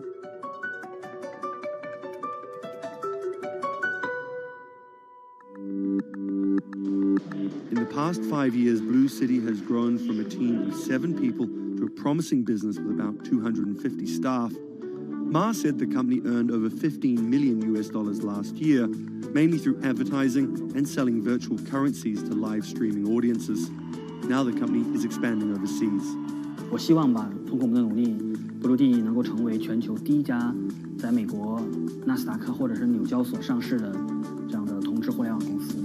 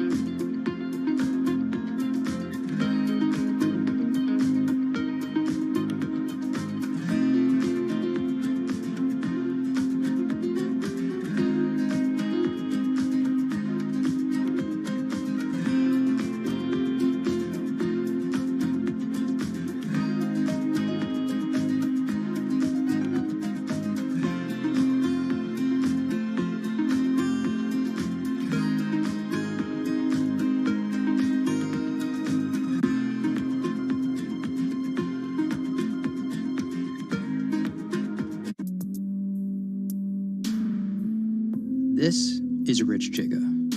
He's a Chinese rapper by way of Indonesia, and he's very popular on the internet. This is Joji.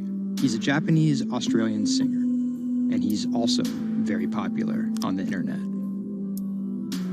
Plus, Joji invented the Harlem Shake meme. Let me say that again.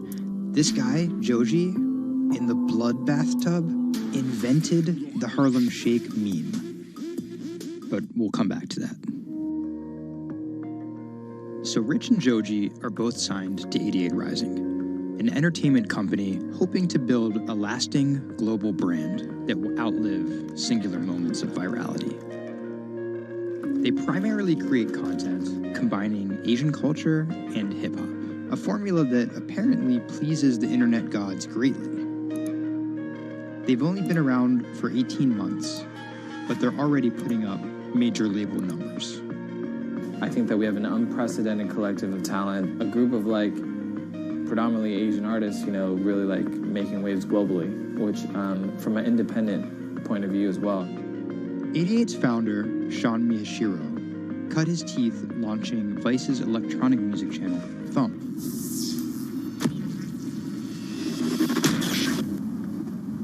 But quickly, Sean became interested in life beyond dance music. I knew that after launching a whole content platform that I have kind of the ability and the know-how to do it again, but for what was the question? So Sean moved to the Bronx to start over and figure it out. He couldn't afford an office space, so he worked out of his car at the top of a grimy parking garage. Everything kind of started here. If you look around, this is my environment. This is my serenity, really. 88 Rising was built here. Built on the grounds of LA Fitness, residence in a parking garage. I was living in the Bronx. I'm just damn, where the hell do I go? So I just come up here and I just kind of figure things out every single day. Being okay, what the hell is this thing? Coming here was kind of my own kind of private office, basically. To be honest, I would even go to the bathroom here. I would take pisses here, you know what I mean? It was, it's just too far to go back down there. When I need Wi-Fi, I'd spend a good part of the day at Dunkin' Donuts. Hi, how are you? Can I get a chicken snack wrap? Before 88 Rising officially launched, Sean caught a surprise break in the form of a Twitter friendship with a funny 16-year-old kid from Indonesia named Brian, who taught himself English by watching Rubik's Cube tutorial videos on YouTube. Seriously, that's true. I thought his Twitter was genius, from the future, just crazy. And just the shit that he was saying, the memes he was making. But I didn't know that he rapped or anything like that. I really didn't. And he came up with that stick 2 weeks later. 12 in the morning, pop shells for a living and baby gon' smell blood trail every minute road. Dat Stick was Brian's first ever attempt at making a rap song, and it immediately went viral. Everything was great about it. But the one thing that I noticed is the song was hard as hell. Just everything about it, man. Just it was menacing, bro. Soon after the video dropped, Brian signed with 88 Rising. I'll FaceTime with Rich. Sorry for calling you Rich Chiga on my phone, Rich. Brian, he gets super pissed off that he's saved in my phone as Rich Chiga. He's like, dude, am I not a human to you? What's good, bro? What's good, brother? How you doing? Doing great. Let's do the sound check. How was it? It was tight. Hold his thick locks, but you been a bitch, suck a thick cock. So, Brian could definitely rap, but some viewers understandably took offense at a Chinese kid satirizing rap cliches and calling himself Rich Chiga. But if a group of well-known rappers saw the video and genuinely liked it, that could at least help validate Brian as a legit hip-hop artist. Plus, it could be really funny. It was just kind of an idea that I just had on the spot. Everything that rappers say is better and funnier and smarter and wittier. And it's just more entertaining. We just edit it as tight as possible, put it up, and it really worked. 12 in the morning, pop shit, still living there. Yo, this nigga got a pouch on and a Reebok pouch. This is the hardest nigga of all time. You said when you come for a chigga like me, that was dope. This is lit, and I think people would take it as a joke at first, but it's like if he ran with that and kept doing more videos like that, it's just lit. You know, I'd never been to America before, and like all of a sudden, it's like I see like all the rappers that I listen to just like reacting to my stuff, and I was like, what? How did this happen? The reaction video also went viral, and even led to a remix of Dat Stick featuring Wu-Tang's Ghostface. I'll get on that track. You know what I'm saying? Yeah. Really, on the remix? Yeah. Oh, you know him? And yeah, the remix went viral too. Brian has since acknowledged the misstep in his name and claims he may change it. But for the time being, he's still Rich Chigga to his fans. An ever-growing global audience, hungry for more releases from emerging talent around the world. I didn't know that it was gonna be this impactful and this important to people, and I'm very thankful and blessed that it has. And every day now that I wake up, it's like it's just like a new mission every day. A major part of that mission involves Joji. Remember the bloody bath guy? He's a former YouTube personality in the middle of a career transition. The sound of this song, Will He, it's like a trap song that you can like slow dance to. Awkward prom shit, you know what I mean? I used to do crazy episodic internet videos. It was going well, and one day it was me and a few friends just in a room. We were casually chilling, and then someone plays the song, and it's brand new at the time. I happened to have a lot of costumes laying around, so I told the other guys, I was like, get in these costumes and let's just dance to it. Like, who cares? We were like, okay, let's just go crazy at the drop. So that video goes up. I go to sleep, and the next morning, everyone's doing it. Like, next morning.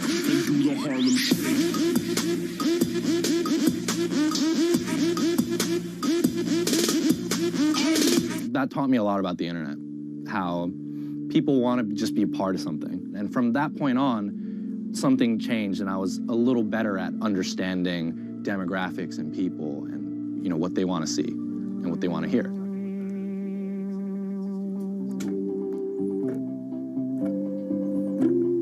I was friends with a couple other artists who were affiliated with 88, and then I also started to realize that 88 is the bridge between Western and Asian entertainment, and I really wanted to be a part of that. Joji just released the In Tongues EP, his first project as a serious artist. Joji's In Tongues record came out a couple weeks ago. It's #2 on Billboard on the R&B charts, which is crazy for, independent release, and he's like a brand new artist. And the success is even more impressive, knowing he went from creating something like this, It's just Taco Bell. What could possibly go wrong? to creating something like this, the newest music video for his song Demons.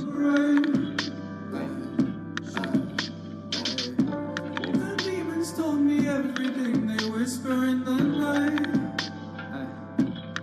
This is not a threat, a promise. Tonight, Rich Chigga has a show in New York City. Tickets sold out in an hour. I came here, I'm first online. I was here at 1. I was the third person online. So why'd you get here so early? Because I want to see Rich Chigga. I want to touch him. What do you guys think of Joji? He's That's my dad, son. You guys copped the new EP or like? Yeah. I woke up at 6 in the morning just to copy that shit. And then I listened to it, and that shit started making me cry. This is actually kind of exciting. Every time, this never gets old. Like, you live online and social media, but like, there's nothing like just being with the people.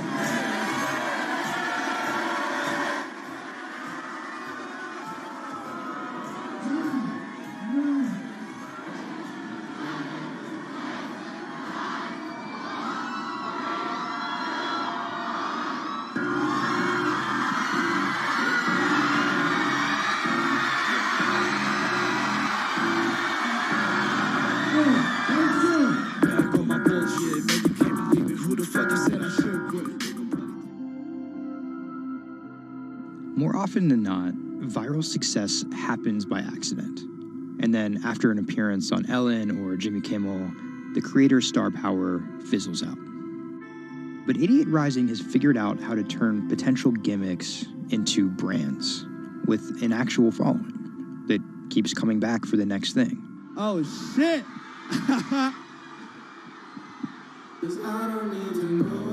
So keep an eye out for Idiot's next move. But more than likely, it won't be covered on network television or terrestrial radio. Although, as they've already proven, nowadays that really doesn't matter.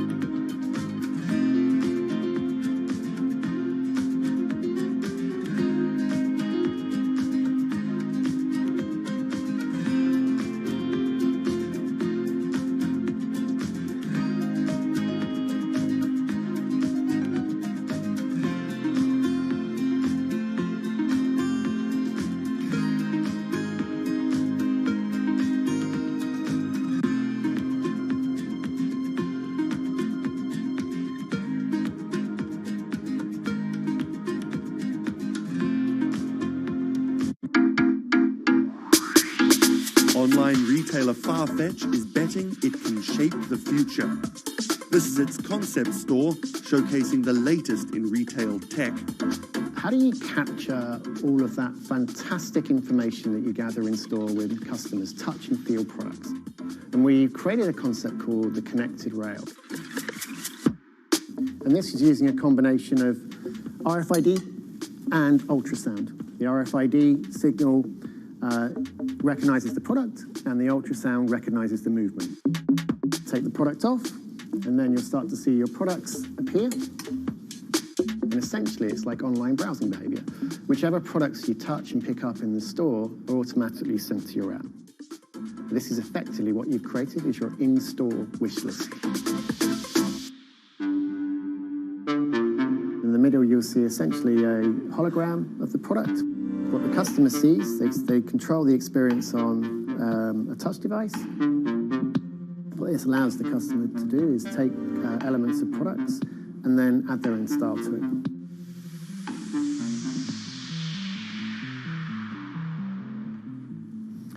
Right, so this is the connected mirror. So in this example, I see my products. I select a coat, and that's tried it, and it's slightly too big for me. So what I can do is choose an alternative size and send a request to the sales associate, and they'll bring that size to me in the fitting room mirror. You'll also see that we've got some product recommendations here. Crucially, the sales associate's able to push items into the mirror from their device. If you wanted to, you could simply use the mirror and pay and go. Your items would then be packed and dispatched to you afterwards.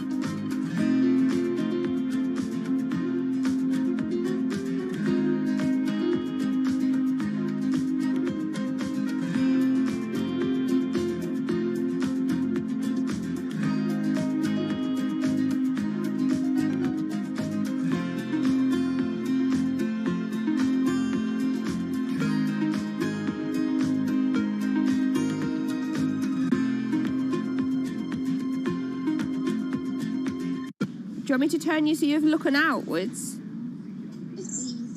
Yes, please. How about there? First time we came out with B, Jade said, "It feels like I've been released from prison." Do you want these, missus? Definitely. Definitely. Right. Yeah. And she could say hello to everybody, people she hadn't seen for months. It's Jade. It's Jade. Oh. So you can talk to Jade through this. Hi, Katie. She's there. Hi.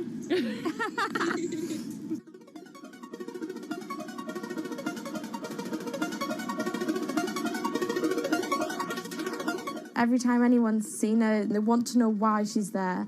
And it's kind of the opposite of when you're in a wheelchair and people see you and they kind of go, oh, should I look? I don't know what the right protocol is. When there's a tiny robot with its bright little eyes going around just looking happy everywhere, it really opens you up for conversation. You've got some friends here, look. Hiya. When I saw her for the first time, I remember thinking, this is going to change things. This is one of those points where if this was a book, this would be the cliffhanger.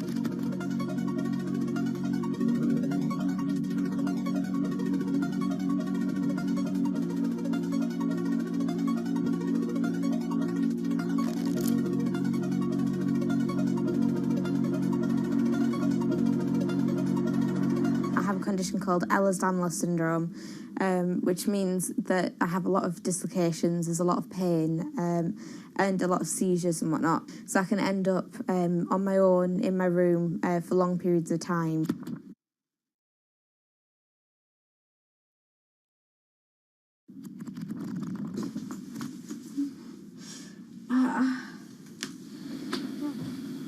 Yeah, my love.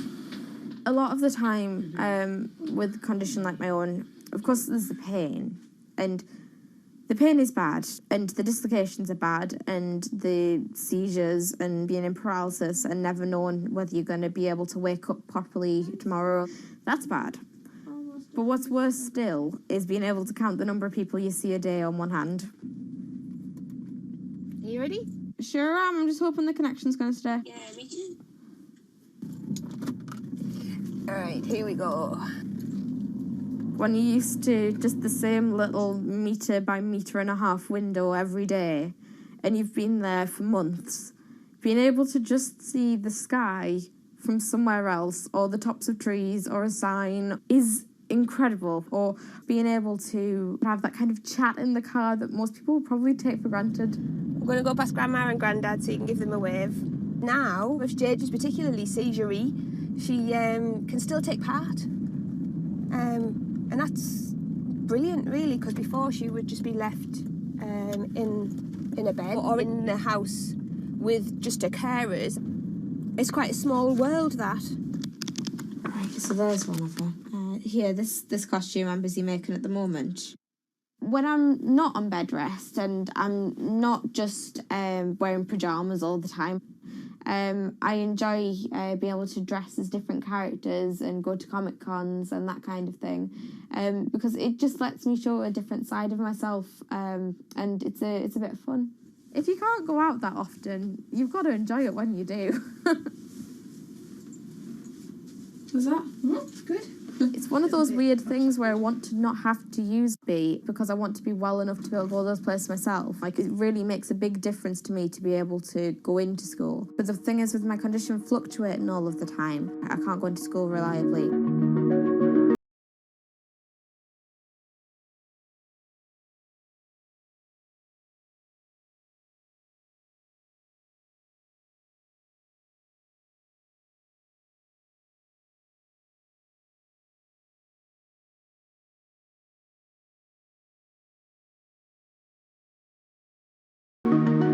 Today's the first day that I've been in school via B, and so far it's interesting. Still a few little things that we need to work out, but for the most part I think it's going fairly well.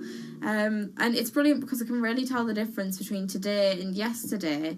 How yesterday I forced myself to go into school when I wasn't very well, and I was really tired afterwards and ended up having loads of seizures, whereas today I've been able to do all of the work. I've been able to keep a clear head and not be ill, which means I'm able to be more focused on my schoolwork.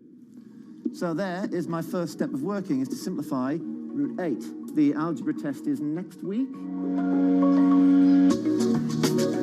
Now I'm trying to make friendships which I'll be able to maintain with B. Before that, I've ended up letting people down quite often. B gives me hope, yeah. She's just always there. And if I can't do something, she can. And if I need sort of assistance to be able to make commitments, then she's there, and she means that I feel like a more valuable person because I'm more reliable.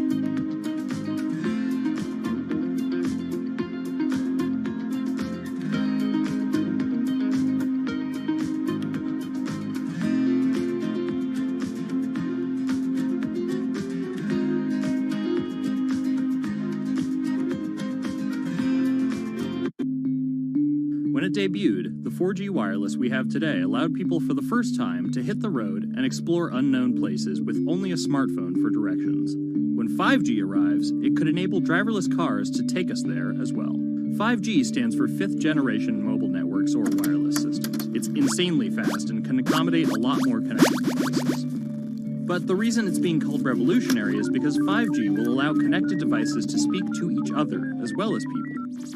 Right now we're living in a world where really it's a one-way experience. That's Bloomberg tech reporter Ian King. The network talks to your phone, you look at your phone and access data, then you send something back to the network. What we're being told about 5G is that really for the first time we're going to see machines communicating with each other over mobile networks in a meaningful way. 5G could end up being 100 times faster than what we have now, with speeds that could reach 20 gigabits per second. In plain English, that means downloading a full-length HD movie in seconds. 5G will also increase total bandwidth, which we will need in order to accommodate the growing Internet of Things. We're talking about the class of devices like internet-connected refrigerators, thermostats, dog collars, but 5G will enable many, many more. Things like your utility network, factories, where machines are just sat there not connected at all. Suddenly they're all going to be connected. Suddenly we're going to be able to have real-time monitoring. Other things like cars, like utility poles, like your light, the light poles. But perhaps the biggest advance will be a huge reduction in communication lag time, known as latency. A network of driverless cars will need the speed of 5G to ping each other multiple times per second to avoid collisions. Near instantaneous data transfers could allow doctors to perform surgery remotely with a robotic scalpel. So how will all this work? First, you need to improve network density. And that's just a fancy word for saying you put more towers out there. What we're being told is that's not actually the case with 5G. The idea is 5G will not only use the existing mobile spectrum, but also tap into higher frequencies called millimeter waves. Millimeter waves can carry more data, but only travel short distances. This may mean you'll see a lot more of these base stations around town. And the new towers may have as many as 100 antenna ports, compared to about a dozen on 4G cell towers. So when will we get 5G? Getting 5G ready is expected to cost providers $275 billion over 7 years in the US alone. Look for the first 5G service to pop up in big cities sometime in 2019.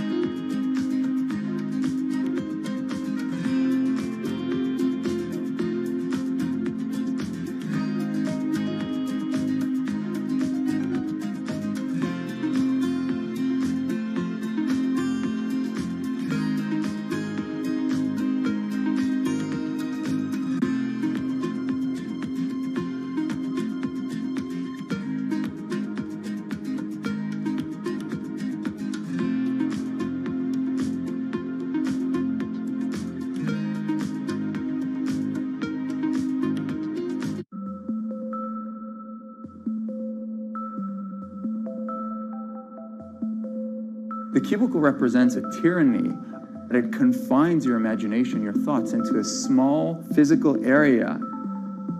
Imagine pretty much every software engineer or finance person being able to, disconnect from their desk and look at holographic monitors on a beach and doing their work from there.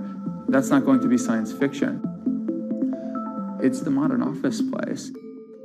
Silicon Valley is all about building the future. A startup called Meta thinks it's getting there first, thanks to a big bet that it's made on augmented reality. How are you? Good, thank you. Welcome to Meta. Thank you. Call it a 360-degree office where you can spatialize your thoughts as part of your workflow for education, architecture, design, engineering, etc. People often mix up augmented reality with virtual reality. VR totally blocks your ability to see or hear the real world. AR overlays holograms onto what you already see. Meta has tried to make its version of the workspace feel familiar. You grab the hologram instead of using a controller or a mouse, and your brain already knows how to do it. In other words, we've designed an operating system that humanity has always known how to use. So you can see this eyeball, which is, by the way, photorealistic. You can see my hand is occluding the eyeball, and now the eyeball is occluding my hand, right? You see those two circles? They get small, and then they turn into this glowing white ball, and then I can move my hand around supernaturally. I can do this with two hands and rotate the thing. I can stretch it. I can throw it back right into the shelving system, and that's all you have to learn to become a modern worker. And to prove this, the employees at Meta have started to get rid of their computer monitors, trading them in for Meta's augmented reality headsets. Myron thinks that in less than a decade, we'll all be just wearing strips of glass that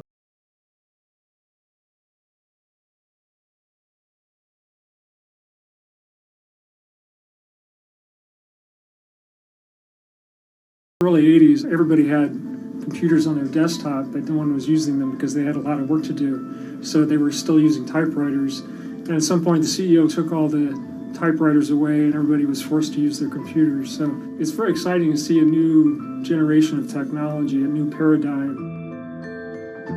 I consider us like pioneers in the holographic wild. I'm pulling up my browser with my hands and sending out emails to colleagues and just kind of really acclimating to the new environment.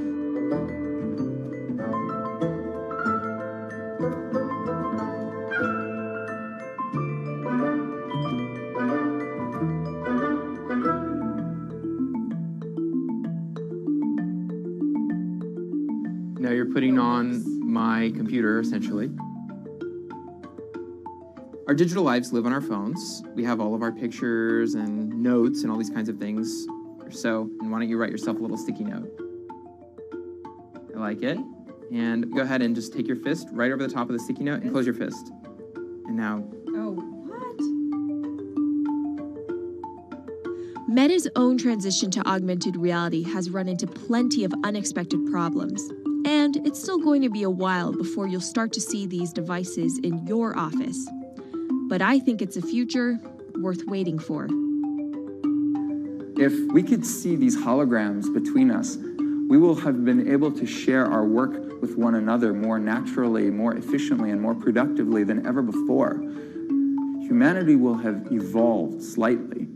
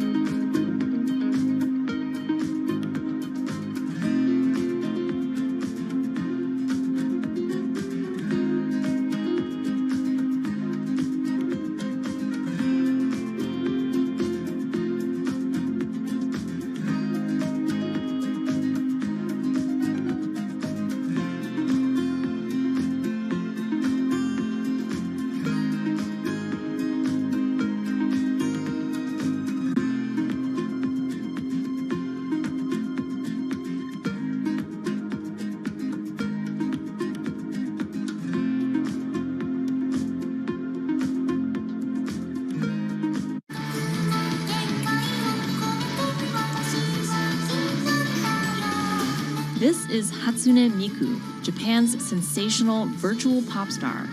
She's released over 100,000 songs in multiple languages and performed sold-out concerts around the world. Her image has appeared in games, on TV, in car races, and is even etched on the side of a Japanese space rocket. I came for Hatsune Miku, Carlos. She's Lady Gaga's favorite digital pop star and opened shows for her in the US 3 years ago. Tens of thousands of fans attended her exhibition and live shows near Tokyo recently.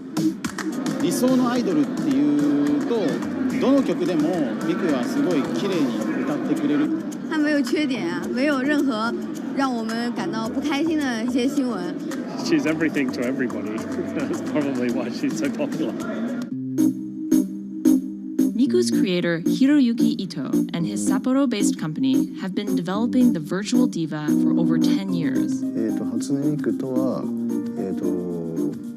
ャラクターとしてすごくYouTube とかで検索するとたくさんの初音ミクが出てくるんですけども、元々の初音ミクのその原点は歌声を合成するソフトウェアなんです。Both the software and character are named Hatsune Miku, meaning the first sound of the future.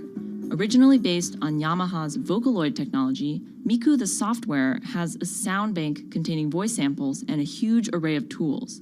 You input the melody and lyrics, then Miku the character sings them.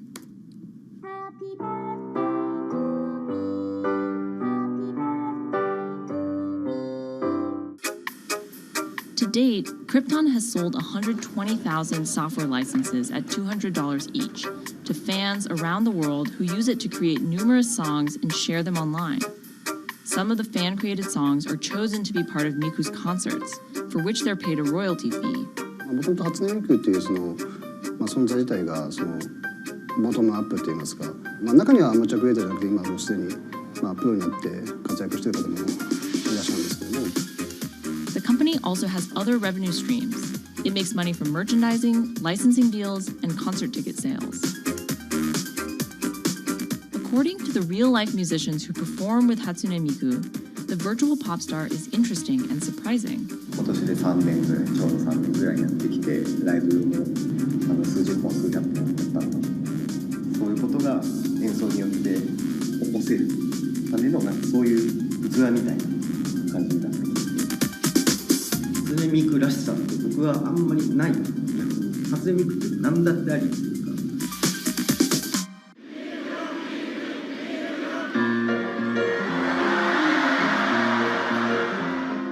For Ito, Miku has the potential to change the way we think about music. そういう新しいテクノロジーによって新しい音楽のあり方っていうものを模索していきたいと思っていました。And for her fans, it goes even further. 初音ミクって魂がないので、だからみんなに魂を作り上げるために存在する。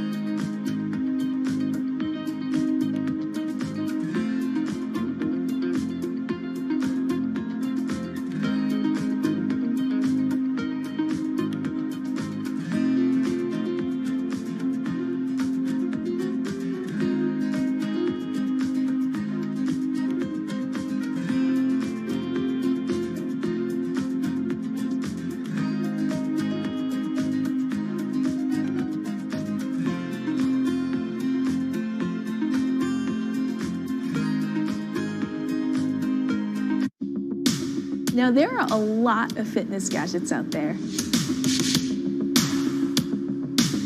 In my quest to get fit, I tested 17 of them over the last few months.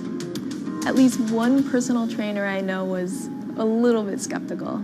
Yeah, I've been watching these new technologies come to the market for almost as long as I've been a personal trainer. They're just tricks and tropes.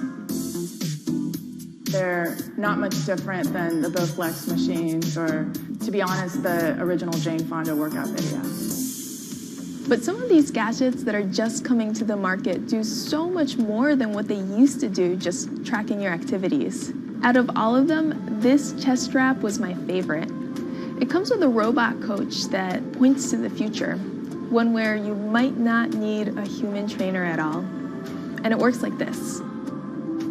You wear the chest strap so that it can read your heart rate, and that connects to Move's free app that talks to you. Welcome to Move Heart Rate Hit Outdoor Running. Let's get moving and warm up in Zone 2. Move's computerized coach tells you what to do at that exact moment, whether you're running outside or you're doing body weight exercises indoors. Swing your arms faster to get your legs moving quicker. Let's crush this round. And by reading your heart rate, she knows exactly how hard you're working. She keeps you honest. Way to go, you are in the target zone. Keep pushing, you're almost at the end of the round. Don't give up. I've been running for 7 years now, and my biggest problem is that I never push myself hard enough. I end up going on the same slow, comfortable 30-minute jog, but the Move HR Burn blasted me out of that rut. By the end of these half-hour exercises, I was drenched in sweat in a way that I never am when I work out alone. Training with a real person is great, whether that's your group instructor or your coach or your personal trainer, but humans, they're expensive. For the rest of us, this $60 gadget is all you need.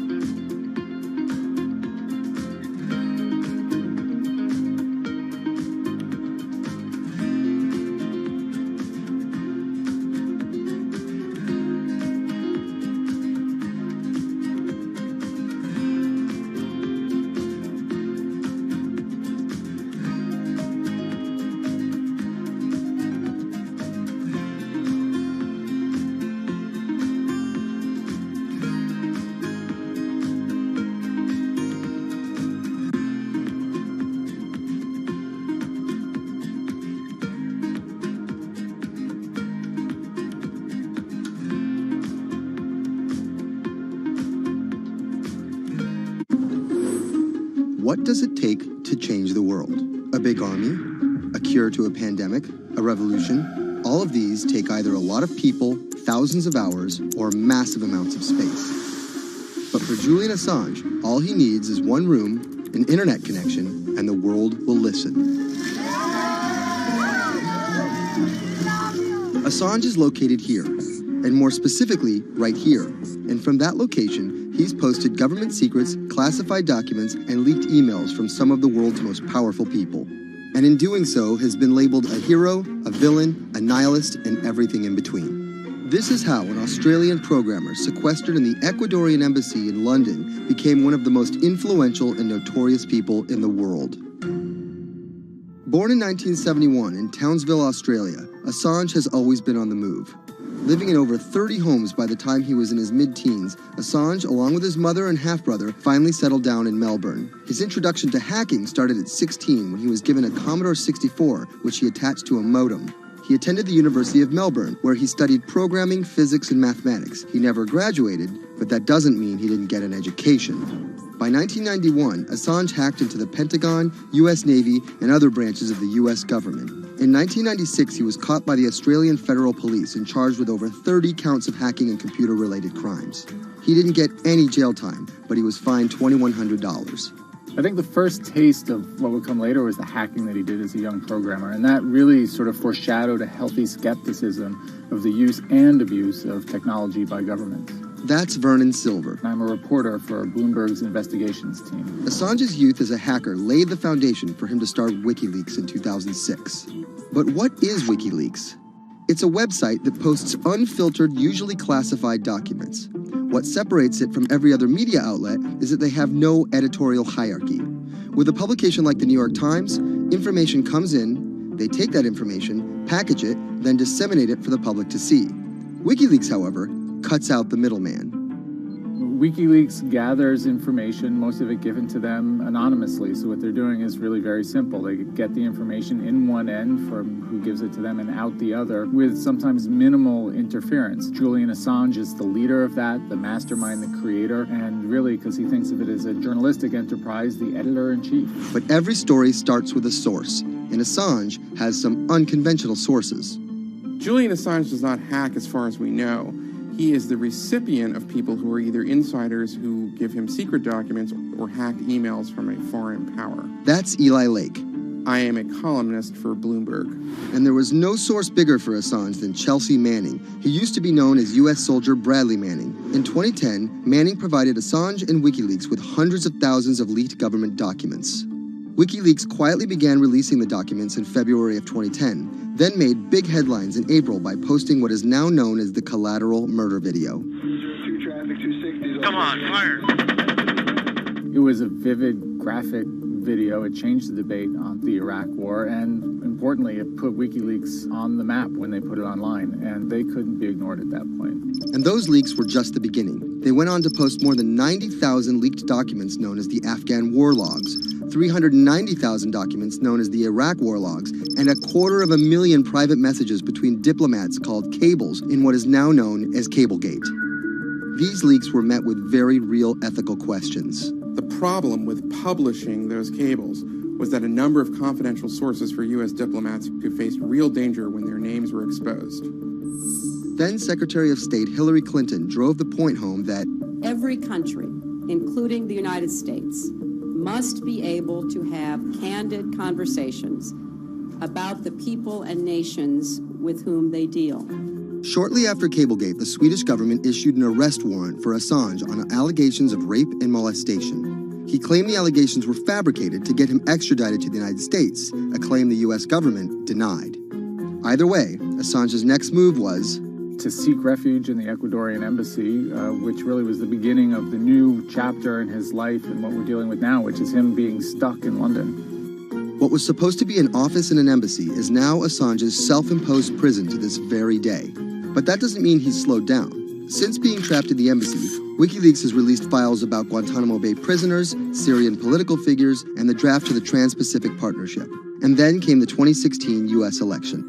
Thousands of leaked emails showed Democratic Party officials possibly plotting against Bernie Sanders in his race against Hillary Clinton. Over the course of 68 days, WikiLeaks released 20,000 confidential Democratic National Committee emails.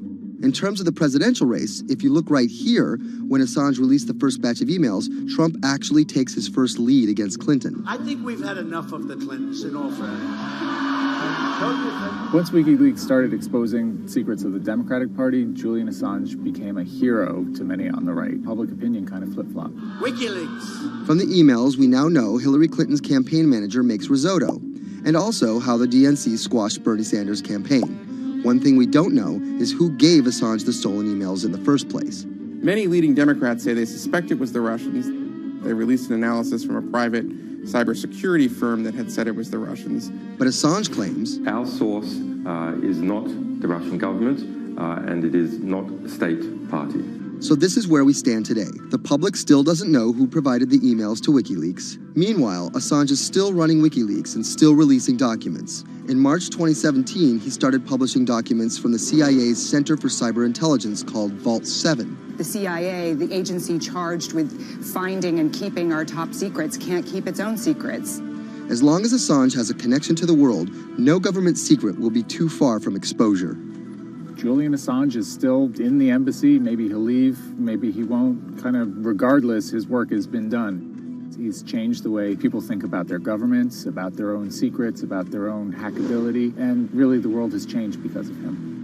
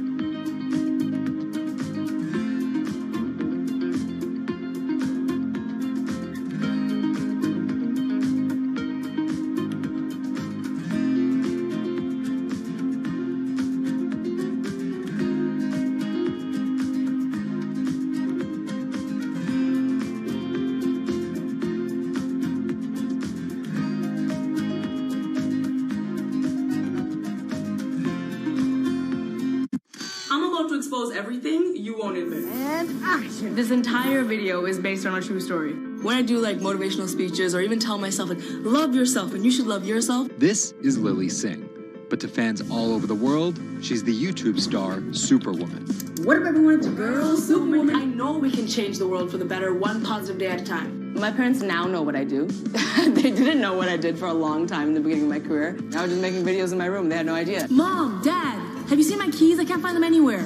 Because you're always on phone. Until someone called them, like a family member from another part of Canada was like, Canada, is your daughter making videos? And the mom was like, I don't know, Lily, are you making videos? Just making videos grew into an entire career. Today, Lily's YouTube channel has some 12 million subscribers, over 2 billion views, and guest stars like Michelle Obama, Dwayne "The Rock" Johnson, and Seth Rogen. I think a lot of young girls are raised to believe that you're going to go to school and then graduate and then get married and then get a job and then have kids. And Lily was on that path, all the way through a psychology degree at York University in Toronto. But when she started thinking about a career, I started to immensely panic and think something was wrong with me because I tried to figure out my life and it wasn't working in that straight line. It was 2010, and YouTube was only 5 years old. I thought nothing of YouTube. I was probably the last person in my circle of friends to discover YouTube. And I remember when I did, I thought, this is so strange. There's people making videos in their rooms, and other people are watching them. So she figured, why not give it a shot? I one day posted a video because I was sad, and I wanted to be creative and happy. She didn't know how to edit video or write scripts, so she winged it. It was so bad and so cringe, and my expectation was literally nothing. I was like, I'm gonna put this video up, a couple of my friends are gonna watch it, probably make fun of me, and that's gonna be the end of this. The second and third video came from, wait, 70 people watched my first one, can I get 80 to watch the next one? She kept creating, she kept posting, and the viewers kept coming. Lily had found an audience. A lot of the comments were, oh my God, there's a brown girl on YouTube. More specifically, Indian. Lily's parents immigrated to Canada from India, and Lily was born and raised in Scarborough, near Toronto. My home life was awesome. My parents, even though I portrayed them to be quite strict in my videos. Oi, Lily, wear the rest of your skirt, huh? I teach you like this, to walk around like this, showing everything to everyone. They actually aren't like that at all. They're pretty modern and pretty cool. Your dress is short. Don't know what for. And were pretty lenient with me. I mean, I got away with a lot of things. I was a brat. I was a brat. She had a different idea of what she wanted out of life than other kids. In a grade school graduation slideshow, her classmates said they wanted to be lawyers and doctors. And then I came up and I was like, rapper. Making out with your friends, man. But then you say that you hate hoes. I could just feel my parents being like, why? Because that's just not something women really did in the Singh family. I know there was a ton of people that weren't happy about my birth being a female, so I think, and that's some real-ish, but it's a real thing. The best thing I could have done to prove to so many people that didn't want my mom to have a daughter was to become Superwoman. What if everyone it's a girl, Superwoman? It was the name of Lily's favorite hip-hop song by Lil Mo featuring Fabulous. I love the song so much because it was one of the only songs at the time that was an empowering female song, where Lil Mo's going on about, like, I will save guys with my superpowers, and I will save girls with my superpowers, and I am the Superwoman. I thought, this name that I've had for so long that empowered me when I was younger, I'm gonna make this my screen name. Maybe this should be a new series. Superwoman didn't just burst onto the scene overnight with a viral video. It was a steady climb fueled by hard work. The moment that I thought this is going somewhere and this could be a career was the first time I performed internationally. It was in India. And it was the first time where I was truly across the world and people knew my videos. Singh has transformed herself from a bratty kid to an internet personality to a media mogul. She starred in a feature film, A Trip to Unicorn Island, in 2016. And her book, How to Be a Boss, hit the New York Times bestseller list in 2017 while she was on a 30-city international tour. Lily started out with the goal of getting millions of subscribers and financial security. Hurry the hell up! But after surpassing those goals, success has new meaning. I've really come to terms with the fact that my definition of success is what's the best legacy I can leave behind. And it's not the number of views and the number of subscribers. It is the number of people that can say, this girl changed my life or changed something in my life positively.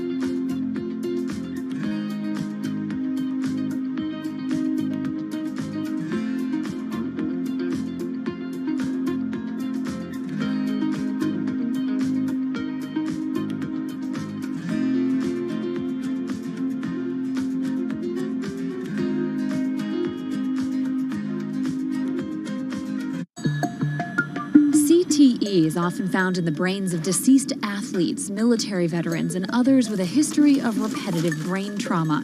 Hundreds have donated their brains to the VA Boston University Concussion Legacy Foundation Brain Bank. This is a former NFL player who died in his early 70s, and this is a veteran who also died in his early 70s.